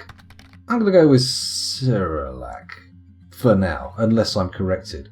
Although every time I say the name Cyril, I am reminded of the old cartoon program Raccoons. Everyone remember that? Run with us. We've got everything you need. Run with... You remember that one? I remember that one. Why? What was the thing about the motif of bent noses in that cartoon? What was that supposed to indicate to us? Because like the baddie had the bent nose, which made me think, oh, maybe it's a symbol of evil. Maybe it's some kind of horrible anti-Semitic subtext that I'm supposed to be absorbing. I hope not. That would be terrible. And then, you know, like his son, who also has the bent nose thing, is a nice, like, you know, good person, a sensitive, like, genuinely nice chap. So it can't be that. And then, of course, one of the raccoons has got a broken nose as well, which seems weird. Is it broken, though?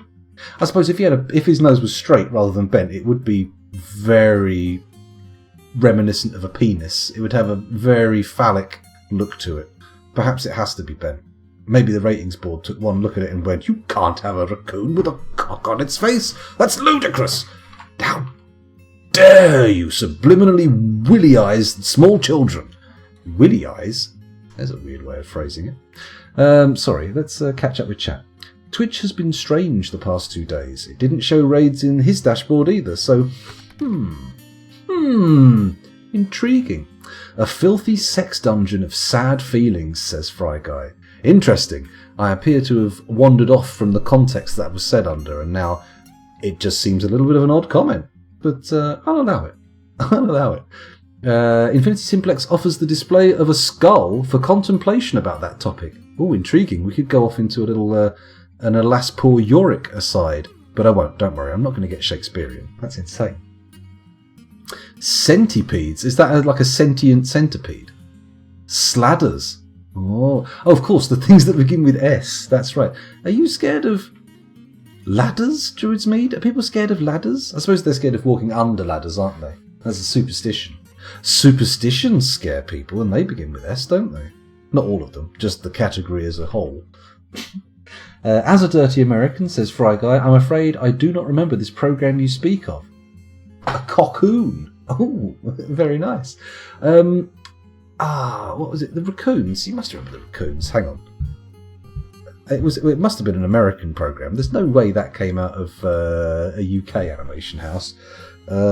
Raccoons cartoon. Please don't show me Pompoko. They're not fucking raccoons.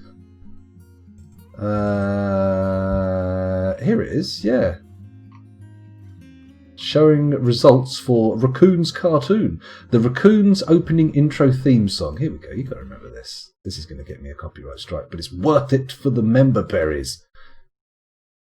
You ready? This is the evergreen forest. Quiet, peaceful, serene. That is until Bert Raccoon wakes up.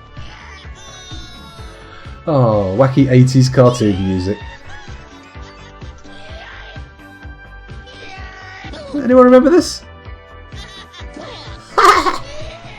Obviously, I'm not showing you the video. Good friends to help him out. But it's bringing in some powerful nostalgia. Oh yeah, the Dulux paint dog.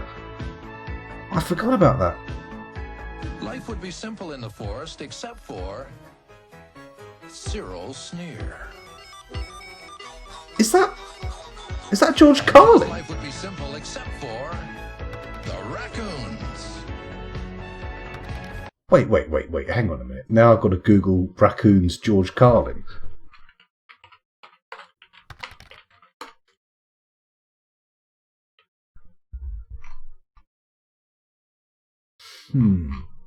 Hang on. Maybe I'm just mistaking it. Maybe that's just a common American accent that I'm unaware of. Well, a little search on Google doesn't give us anything obvious. So maybe it is, maybe it isn't. Who would know? Let's put Simon Swerwer back on anyway. Let's get back into the regular Dwarf Fortress programming. I got confused for a moment there, distracted. Terrible. Canadian. Lisa Luhi did the theme song. It was kind of a big hit here, but probably nowhere else. Cyril Sneer and his pigs. Are they supposed to be pigs? Oh, wait, no, yeah, he did have his henchmen were all pigs, weren't they? What is Cyril Sneer supposed to be? The only Canadian programme I could speak on is the Red Green Show. What about this? Trailer Park Boys is supposed to be very funny. I've never seen that. I'm more of a Kids in the Hall generation. I remember them. They were on Channel 4 late at night, losing their drums, squashing heads, that kind of carry-on. That's Canadian, right? Jim Sterling still uses Cyril Sneer to represent COs. That's true. He does. I've seen Cyril Sneer appearing in his little cutaways many times. I never remembered Sneer's name or where he was from till I just heard that. Oh, it could be an anteater. That's true. A gallon of PCP. That's not going to help anybody. Certainly not. I wouldn't want to give PCP to raccoons. It seems like a dangerous game to be playing. A high-stakes game of please don't rip my face off. More commonly played by the owners of pet chimpanzees. Except they never win. There's no way to win. The game of chimpanzee ownership is a story of misery and woe. Never look after a chimpanzee in your own home. It will rape you, tear off your face, and then, if you're lucky, kill you. That got dark very quickly. I'm sorry. I'm so sorry. I do apologise. I do try not to do the rapey chimpanzee bit, but it happens every now and again. It just bursts out like a chest burster. I've been given some sort of horrific comedy face hugger, and it's laid dark eggs in my chest. Coffin, that was what I was building. That's probably why I'm in such a weird mood. There we go, there's another coffin, another quartzite coffin. That's 2 coffins for a graveyard with at least 40 corpses. I reckon if we used hammers, we might be able to get them all in. That's the dream. That's the hope. That's my strongest, most powerful, potent desire. Oh, what a surprise. We've got ghosts. The balance has tipped. There are less neutral dwarves than there are unhappy dwarves. In fact, by quite some margin. 25 unhappies, 26 unhappies, and 4 bloody miserables. And then we haven't got anyone in the category yet, but I feel like the trajectory is there. They're heading down there. I'm crushing your head, Plesner. Flesner? Flenser.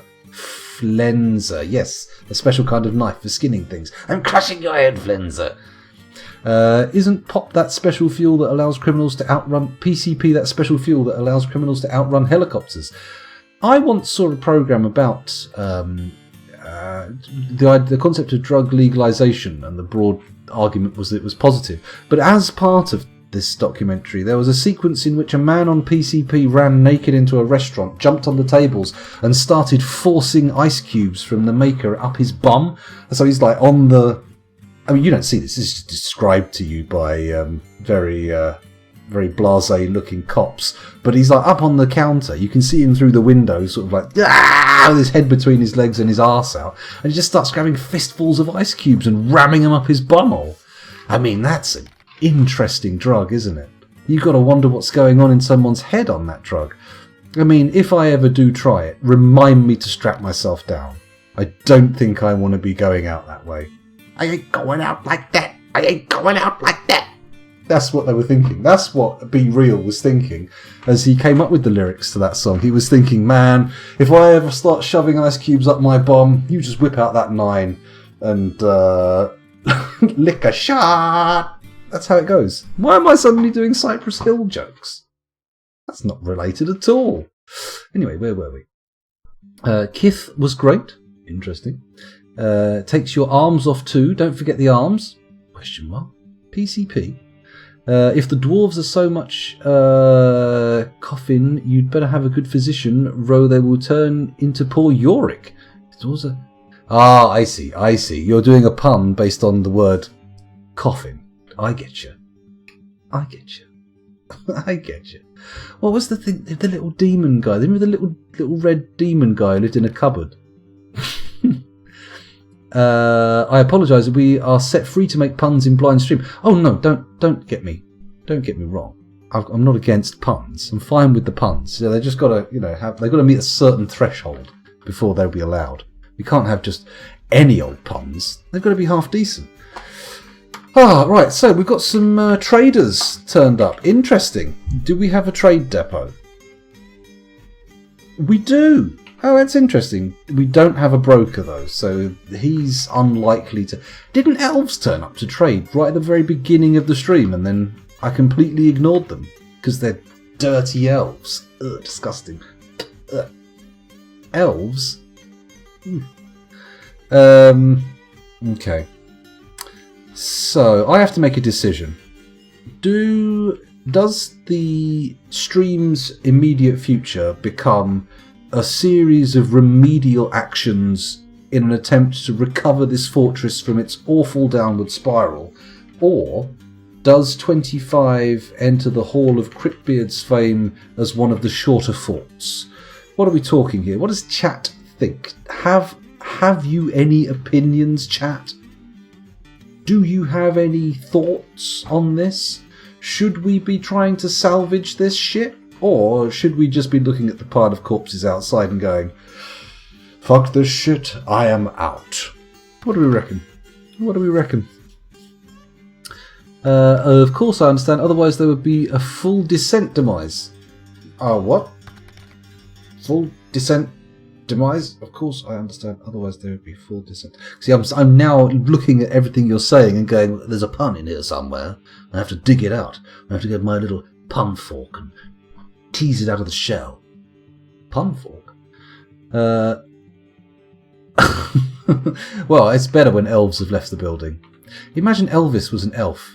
Imagine an alternate timeline where instead of Elvis Presley we have Elfish Parsley, and he just sort of like gyrates his hips with like in front of trees in the woods going I'm a hunk of burning wood. Or is that how it goes? I don't know. I'm not very familiar with Elvis's oeuvre. He's not one of the artists with which I've become deeply acquainted. There aren't many. There aren't many. There's a lot of ghosts. That's the problem. I mean, if it does recover, it's going to be a slow, arduous, grinding process. It's going to be a Sisyphean task. Or is it? Maybe the population drop was a good thing.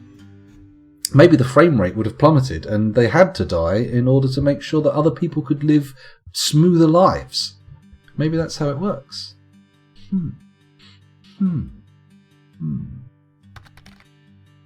Oh my god. Okay, that pun did not meet the threshold required. That pun was one that needs to go into the rubbish tip. Terrible. Terrible pun. Terrible pun. I mean, so generally speaking, I'm okay with puns, but sometimes you just have to put your foot down and say, no, not this time. We can't be dealing with puns right now. We've got fucking ghosts running rampant through the plump helmets. That's not what we need. Blind will not punish us, however uncomfortable we are with it. It takes a lot to eventually get opposition to the puns. Oh, I see. So you've been edging all evening. You've been sitting in Blind's chat going, oh, here's a tiny, not quite good pun. Here's a slightly not quite up to par pun. Here's a terrible pun. Oh, they're not even responding now. Barrage! Oh, it's like a horrible... I was about to use the phrase pun khaki, but I don't think I like that as a portmanteau. I feel like once... I mean, it's strong. Possibly too strong. Possibly too much. Too many ideas attached to that one. Too many visions that could be had. After the penitentiary for punishment. Oof. Better though. Better. Both of those cleared the threshold. They may have grazed the bar with their shorts as they went over it, but they crossed the threshold and the bar remained up and not on the crash mat. I'm making high jump and pole vaulting pun analogies here for some reason, neither of which are sports I even can pretend to understand. Another wave of migrants has arrived. Wow. What kinds of stories have been percolating through the dwarven civilization to warrant that? Oh! Onol the Miner has given birth to a girl, which means the Sal protocol kicks in, and now we have to name the mother of the dwarf. We actually have to name Onol Uthmik Uzol as Salford Sal. Is this an omen? Is this an omen? Is this a sign that I should keep the fortress going? Like the hope of a new child? The beauty of birth giving us a glimpse into the possibilities of the future? Or is this an omen like a 666 kind of omen? Is this child going to be a herald of doom? Are they going to be like a silver surface to the Galactus of frame decay? It's hard to say. It's hard to say. I am vacillating quite strongly. It's already too late this evening to restart this fortress in this session. We can't. It's 20 past 2 in the morning. So I've only got another hour in me tops. So we can't restart the fortress. Although we could engage in some cheeky time travel. We could force the fortress to die before it quick saves, and then try and avert disaster like that. Like focus on getting the mechanisms done. Dwarf Fortress is not a game known for its scum saves. That seems to be something that I am projecting onto it. But, could we? Should we? Is it allowable? Is it even legal?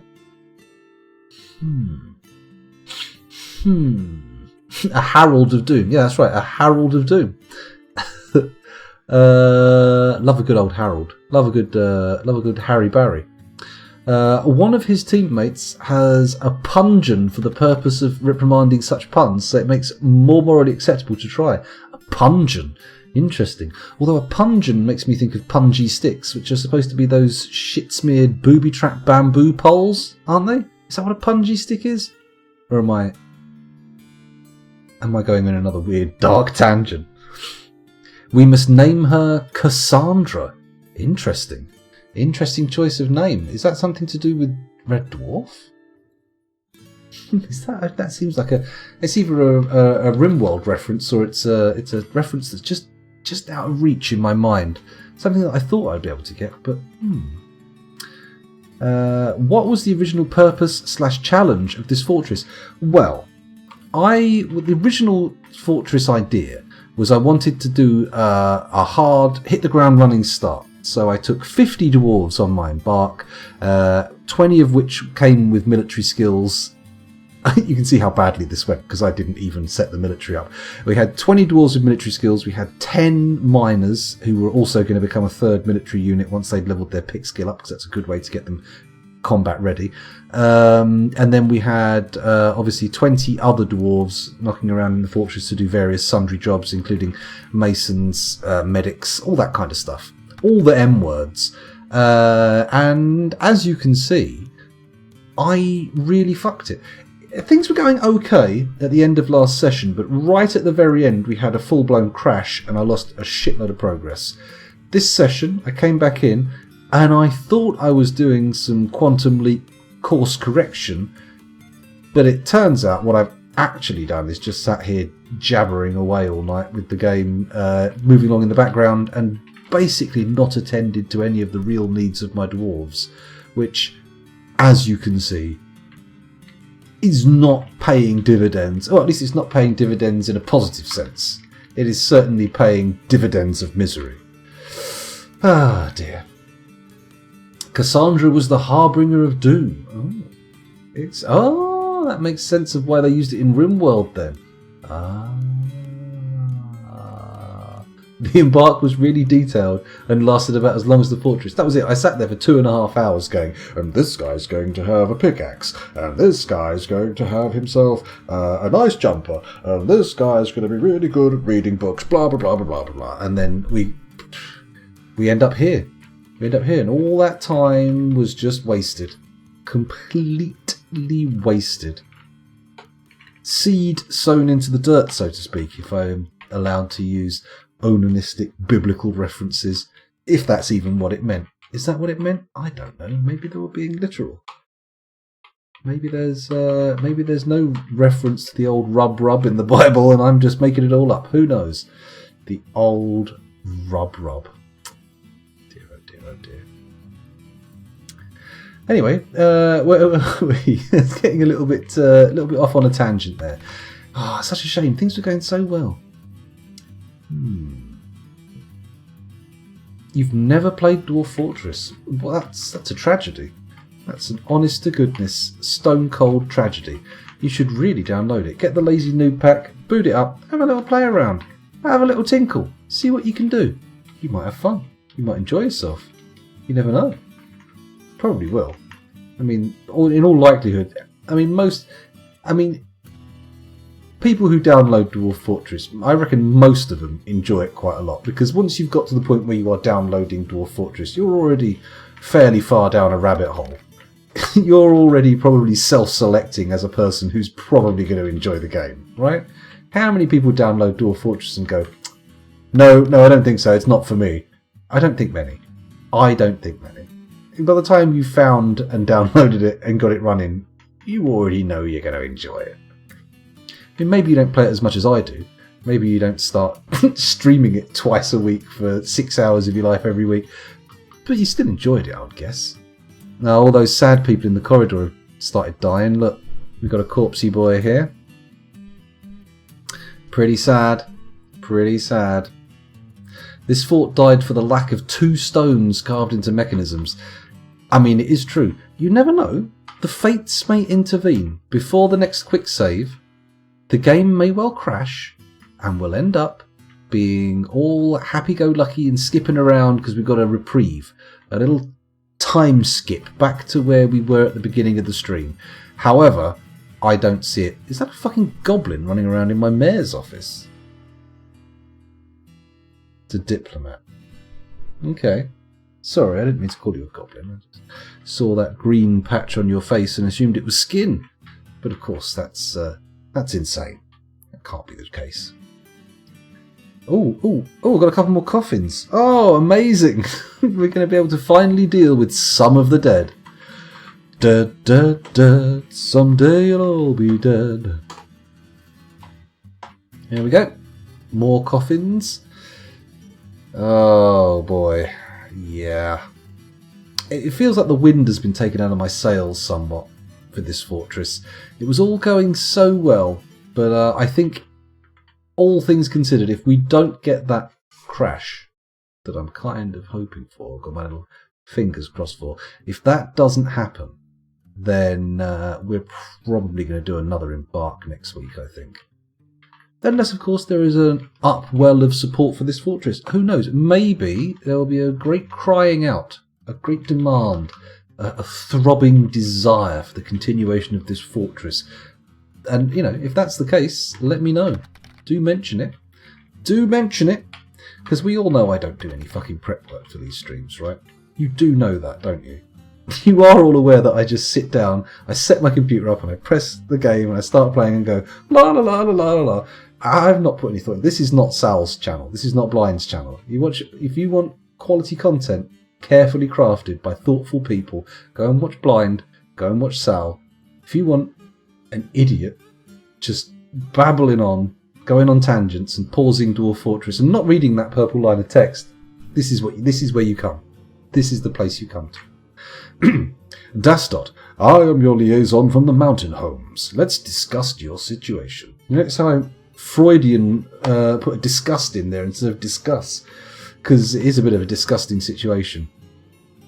It's terrible. Come on, everybody. Let's stop talking to this guy. He's only a liaison. We're not really interested in anything he's got to say. He's an unfinished facet of the game. That 32 idlers, how have we got those? Is there any obsidian we can load into this stockpile? 10 pieces. Okay. It's not a lot, but it will have to do for now.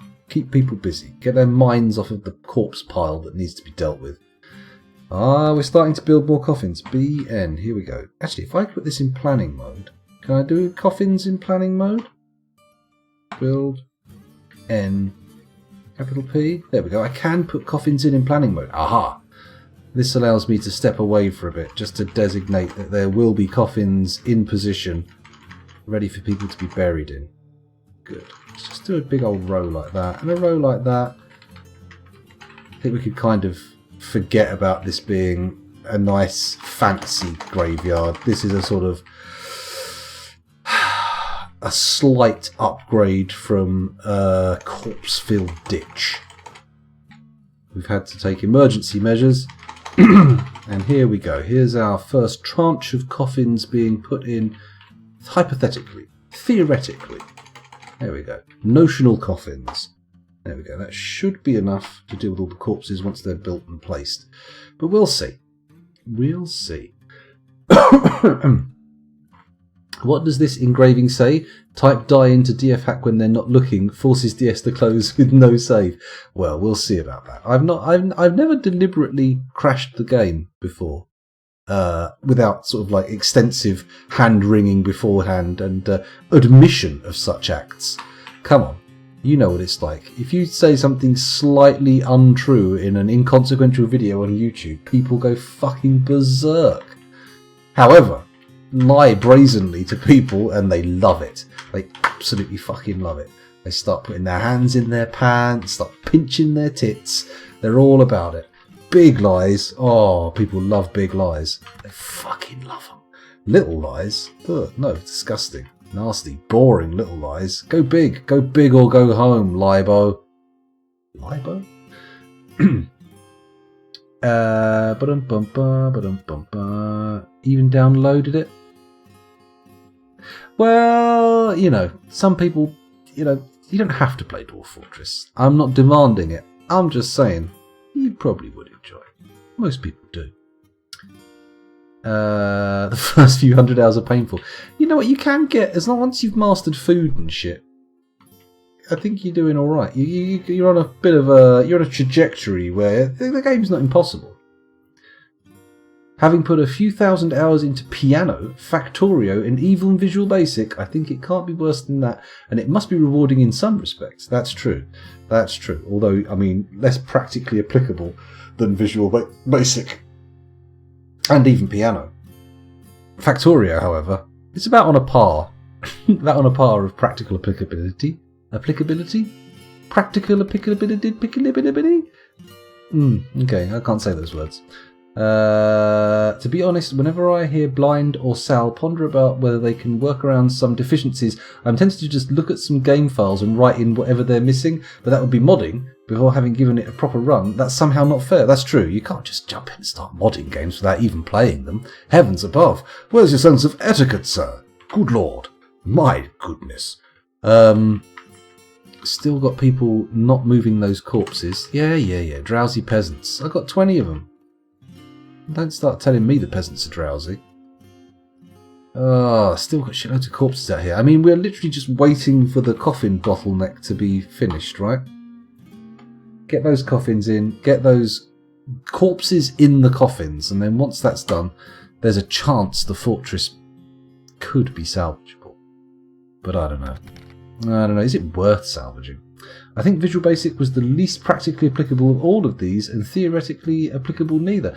Well, I've used Visual Basic in a work setting before. Not for a long time, obviously. I've had that job for a while, but, I mean, I've used it for, like, automating spreadsheet entry and shit like that. Just stuff, a little bit of Visual Basic goes a long way in an office where nobody knows any programming languages whatsoever. I mean, you would be surprised. In the Kingdom of the Blind, the one-eyed man is not only king, he's also an absolutely fucking lethal combatant. He cannot be stopped.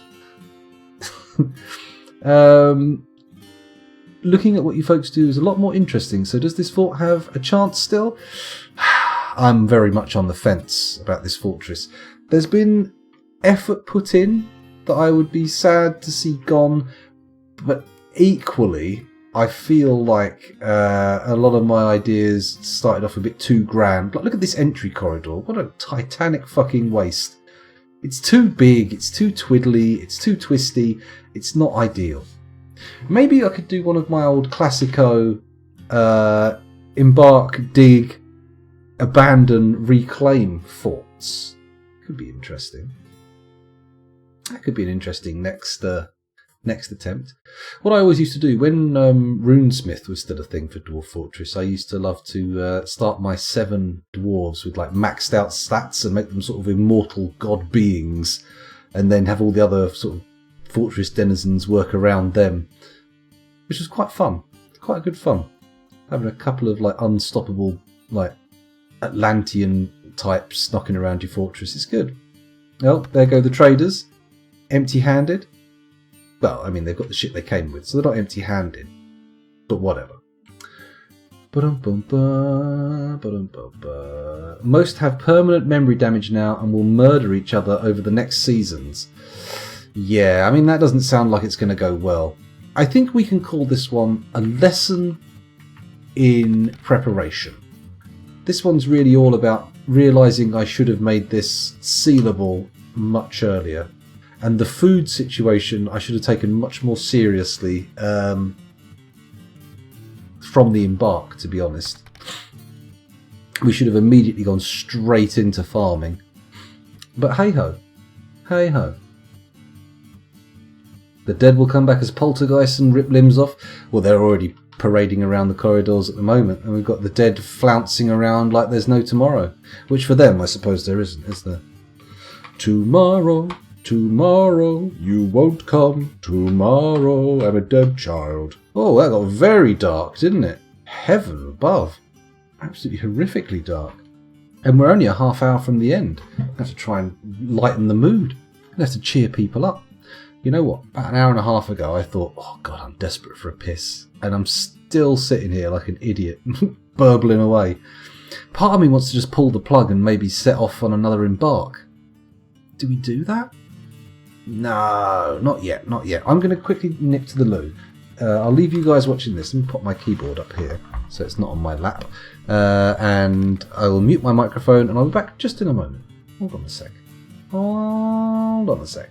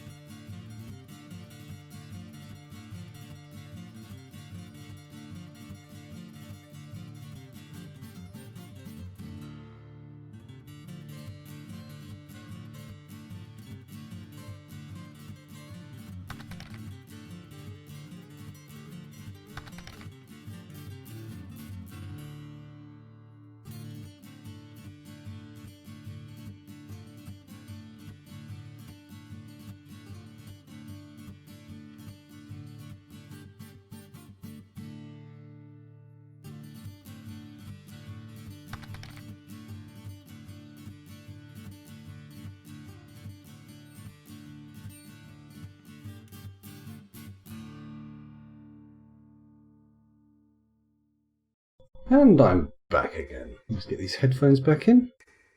There we go.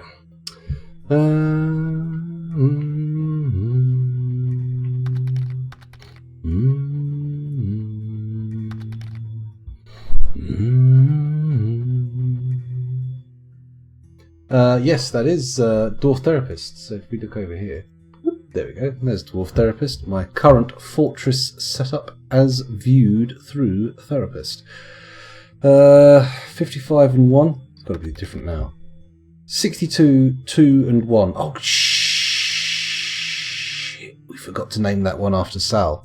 Then again, the chances of this fortress actually continuing after this session are very low. Very low indeed.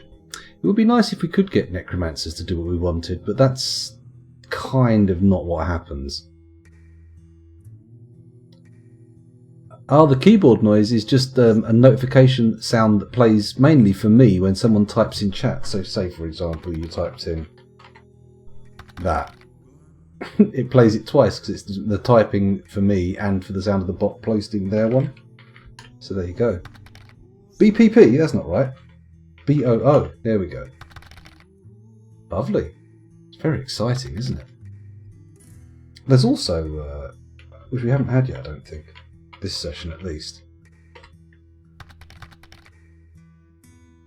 There goes the mandrill. Look at him go. Heavens above, scary creature. Blue face, blue arse. Who would have thought? There's so little blue in nature that a creature would have it both on front and back. Intriguing. Intriguing. Da da da da da da da da da da da da da. The Mandrillorian. Imagine that, an angry little ape with a helmet on, just screaming at people, getting out his big old fangs, as they do. I don't really know what sounds a mandrill makes, but I'm assuming is fairly close, right? It's an approximation. It's a guess. It's not really the real sound. It's just me making it up as I go along. Where were we? Okay, yes. We're kind of basically killing time now as this fortress sort of recedes into the long night. It's a little bit sad, but, you know, that's the way it goes sometimes. Sometimes the cookie doth crumble in a bad way. Shame. Shame. Didn't even tap the volcano this time. Normally I'm all over the volcano like a bad rash, but this time barely gave it even a look, did we? Never even dug close to it. We have not even dug right up to the volcano, which is generally classic behaviour.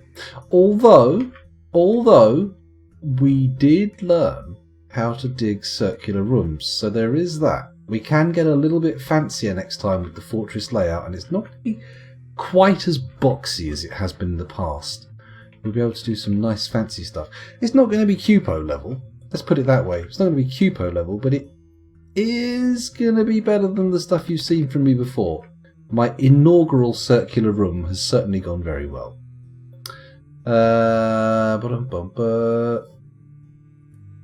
It's not. Is it chatty? I think it is chatty. It is chatty. It is chatty. Yes, it's the sound notification from Chatty that someone has chatted in your chat. It's a chat notification. Before this fort slips into the digital night, may I ask what was the purpose of the 250 tile switchback corridor? Traps. It was initially just I tend to enter with these. I tend to begin my fortresses with these enormous switchback tunnels, which, if they're trapped up, are quite formidable as a defense system for your fortress.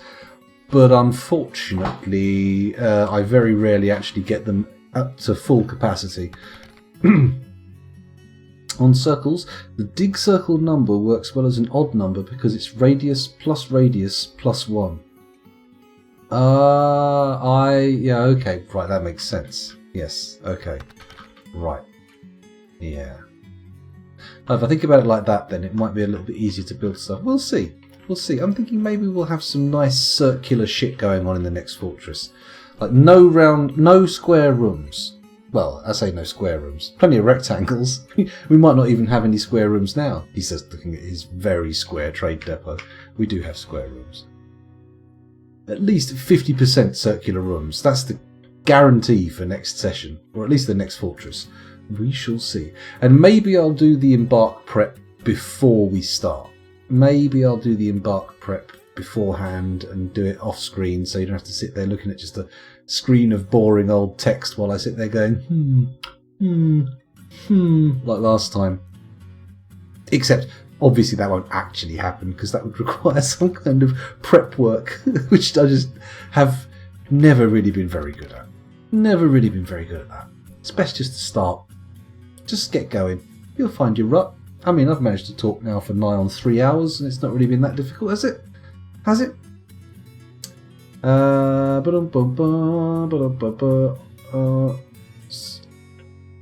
What is a witchback corridor? Switchback. It's like this, so it just comes back on itself. I'm not sure if Druid's Mead coined the term as a neologism, but I don't think so. I think it's an accepted phrase for something that goes back on itself like this. It goes wee, pew, pew, like that. Why am I'm holding my fist in front of my face like I'm talking into a microphone when I have an actual microphone a foot from my lips? Madness. Pure unfettered insanity. Okay. So the fortress is really kind of on the precipice. We're looking for some out. I mean, maybe. You know what? I've got an idea. We've got a few miners. Maybe we just pierce hell. Maybe we just go for it. Straight down. Dig as quick as we can down into the depths. So if we go... Come on, lads. We've got to get a boot on if we're going to find hell. Go across here. Down here. Bonk. Can we go down through there? Nope. A bit further. Here. Yep, there. Like that. Down, down, down, down, down, down. All the way down as you can go. Downy, downy, down. There we go. Lovely. Wow. Down they come. Let's see if we can find that sweet adamantine and pierce it for a little bit of jolly hellscape. A little bit of fun. We've got a peasant throwing a tantrum. Not as dangerous as a demon from the bowels of hell, but almost as annoying. Almost as annoying. Not quite. Almost. What's happening? Why have we paused? Oh, because the peasant went berserk. Come on, game. Don't bother me with shit like that. Just get on with it. Everyone get down the caverns. What's going on with this dog? Why has it got a weird... Oh, it's standing on a piece of allanite. For a second I thought the dog had some kind of special halo around it, but that was just me being stupid. We've got a lot of dogs charging around on the surface, haven't we? They must like the corpses or something. Oh, we just had a peasant bleed to death. An unpleasant peasant bleeding. Bit of a tragedy, really. Right, the dwarves are on their way down here. They're doing their best. They're making full effort. As you do.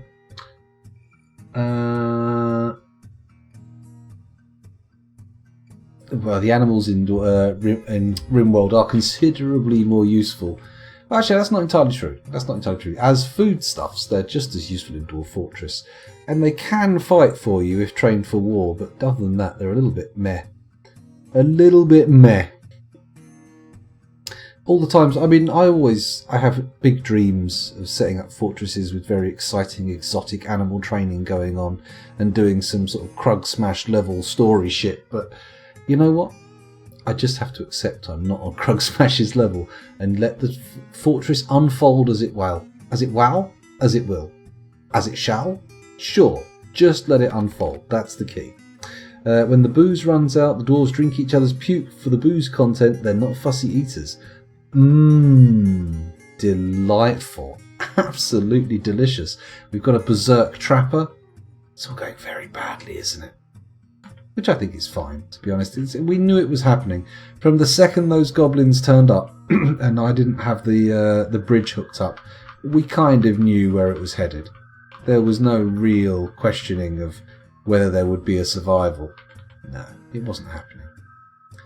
I like the way they're churning through this rock, though, nice and speedily. We may well be seeing a spectacular end to this fortress imminently. Although I've only got 15 minutes before I'm calling time on the stream, so they better keep moving. They better get a run on. We should also find my phone so I can check who to raid, shouldn't I? Because we can't just leave the audience hanging for their Dwarf Fortress content. Got to send them off to another stream. Bear with me while I just go and check the channels. Who's streaming Dwarf Fortress? Who have we got? Who have we got in the Dwarf Fortress category? There's 97 people watching. Heavens above. Oh my god, there's 33 people watching me. And 44 people watching old Blue Zest TV. And Cupos. My god, the big guns are all out tonight. There's loads of people. Oh my god. Hyper Mega Ultra Massive. Shoggoth Unknown. Nice name, I like it. Sayadid, which is of course a bot. And Orange TJ. So many streams we could potentially raid. Well, let's see what happens. Keep digging down, lads. We'll see who's still going by the time I'm finished. And then we'll choose who to raid. But cars in Dwarf Fortress are so much more useful for the mood of dwarves. Or cats, you mean. And easy to get in the right numbers. True. I mean, you can kind of fire and forget with animals in Dwarf Fortress. As long as you've brought them with you, they're usually okay. You don't really need to pay much attention to them. But they can be a lot more finicky in RimWorld. I've certainly had animals just sort of get angry and start killing people in RimWorld. That's annoying. That's very annoying. Can I suggest Hyper Mega Ultra? He's funny. Yeah, let's go for it. I will do it. If he's still streaming, once I'm finished, we will raid Hyper Mega Ultra. Hyper Mega Ultra Massive. We'll give them a raid. No problem. So where are we? Let's keep looking. They appear to have stopped digging now, which is a bit... Oh no, sorry, that was just the game paused. They hadn't... Oh no, sorry, I thought we'd gone much deeper. I thought we'd discovered the second cavern layer and just missed it, and now I'm realising I'm an idiot. What the hell? Have we already hit... Have we already hit molten lava? Or molten rock? Semi-molten rock? What is this bullshit? Okay, alright, well hang on. Well, let's, for fuck's sake, let's dig up here and see what we find. Maybe we'll dig down a bit further over. How high up does molten rock start? That's insane. We're not that deep, are we? Let's have a little look at what Harold Beaver's saying. He seems to have a suggestion. Your highest point is like 160. Oh, so is this a very low map in general? We've got a lot of sky above us. Interesting. Interesting. That would be cool if it was the top of a spire. Absolutely fantastic. Warm stone located though. Interesting. Keep digging, keep digging. So if I say DI and I come along here and I make all of this downstairs. Come on, we've got to find that freaking adamantine. Oh shit. That's a lot of molten rock. That's a lot of horse shit. Okay, let's start digging this. Can I vein mine this? No. That's madness, scoundrel. Come on. Don't engage in madness. Right, keep digging. Please no warm stone. Oh, here we go. There's only a tiny little area of non-warm stone on this floor by the looks of things. Keep digging. How far can they get away from the stairs before they hit some? Not far at all. I think that's it. I think we're going to be... Oh no, they're getting out there. There's a little corridor bit. They're finding their way along there. Okay. So maybe if I say... across here, a load of stairs. Dig them out. See what happens there. They don't seem to be stopped by the hot stone when it comes to stairs. They're just sort of digging them. Okay, that's all of the digging orders done. Maybe we dig this way across here? Let's do it. Let's just go crazy. Let's see what happens when we dig over there. We've got to find hell. or just call it. Just call it time and we send you on your merry way to raid another stream. Maybe that's an option. I am actually considering putting a few more games into rotation as things that I play on stream, going away from the exclusive Dwarf Fortress model.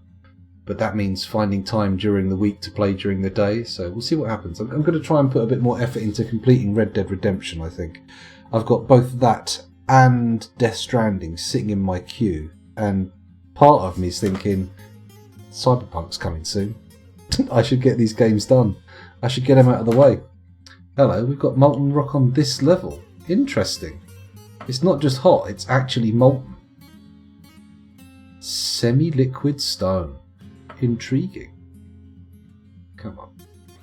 Find me some interesting shit. Find me a spire of that sweet, sweet blue shit. Come on, you can do it. Or a nice big old lump of something I can vein mine. That'll be nice. Big old designation for vein mining. Ooh, tasty. Lovely. We've only got one miner left. Is that what's happened? Has the fortress suddenly hit some kind of second calamity? Oh, no, it's just... yeah, okay, it's just a long way away. And people are all losing their minds from constantly traipsing over the piles of dead bodies. Very sad. You can do df hack command diggle to dig rock like it's a vein. Oh, I see. Dig layer. Interesting.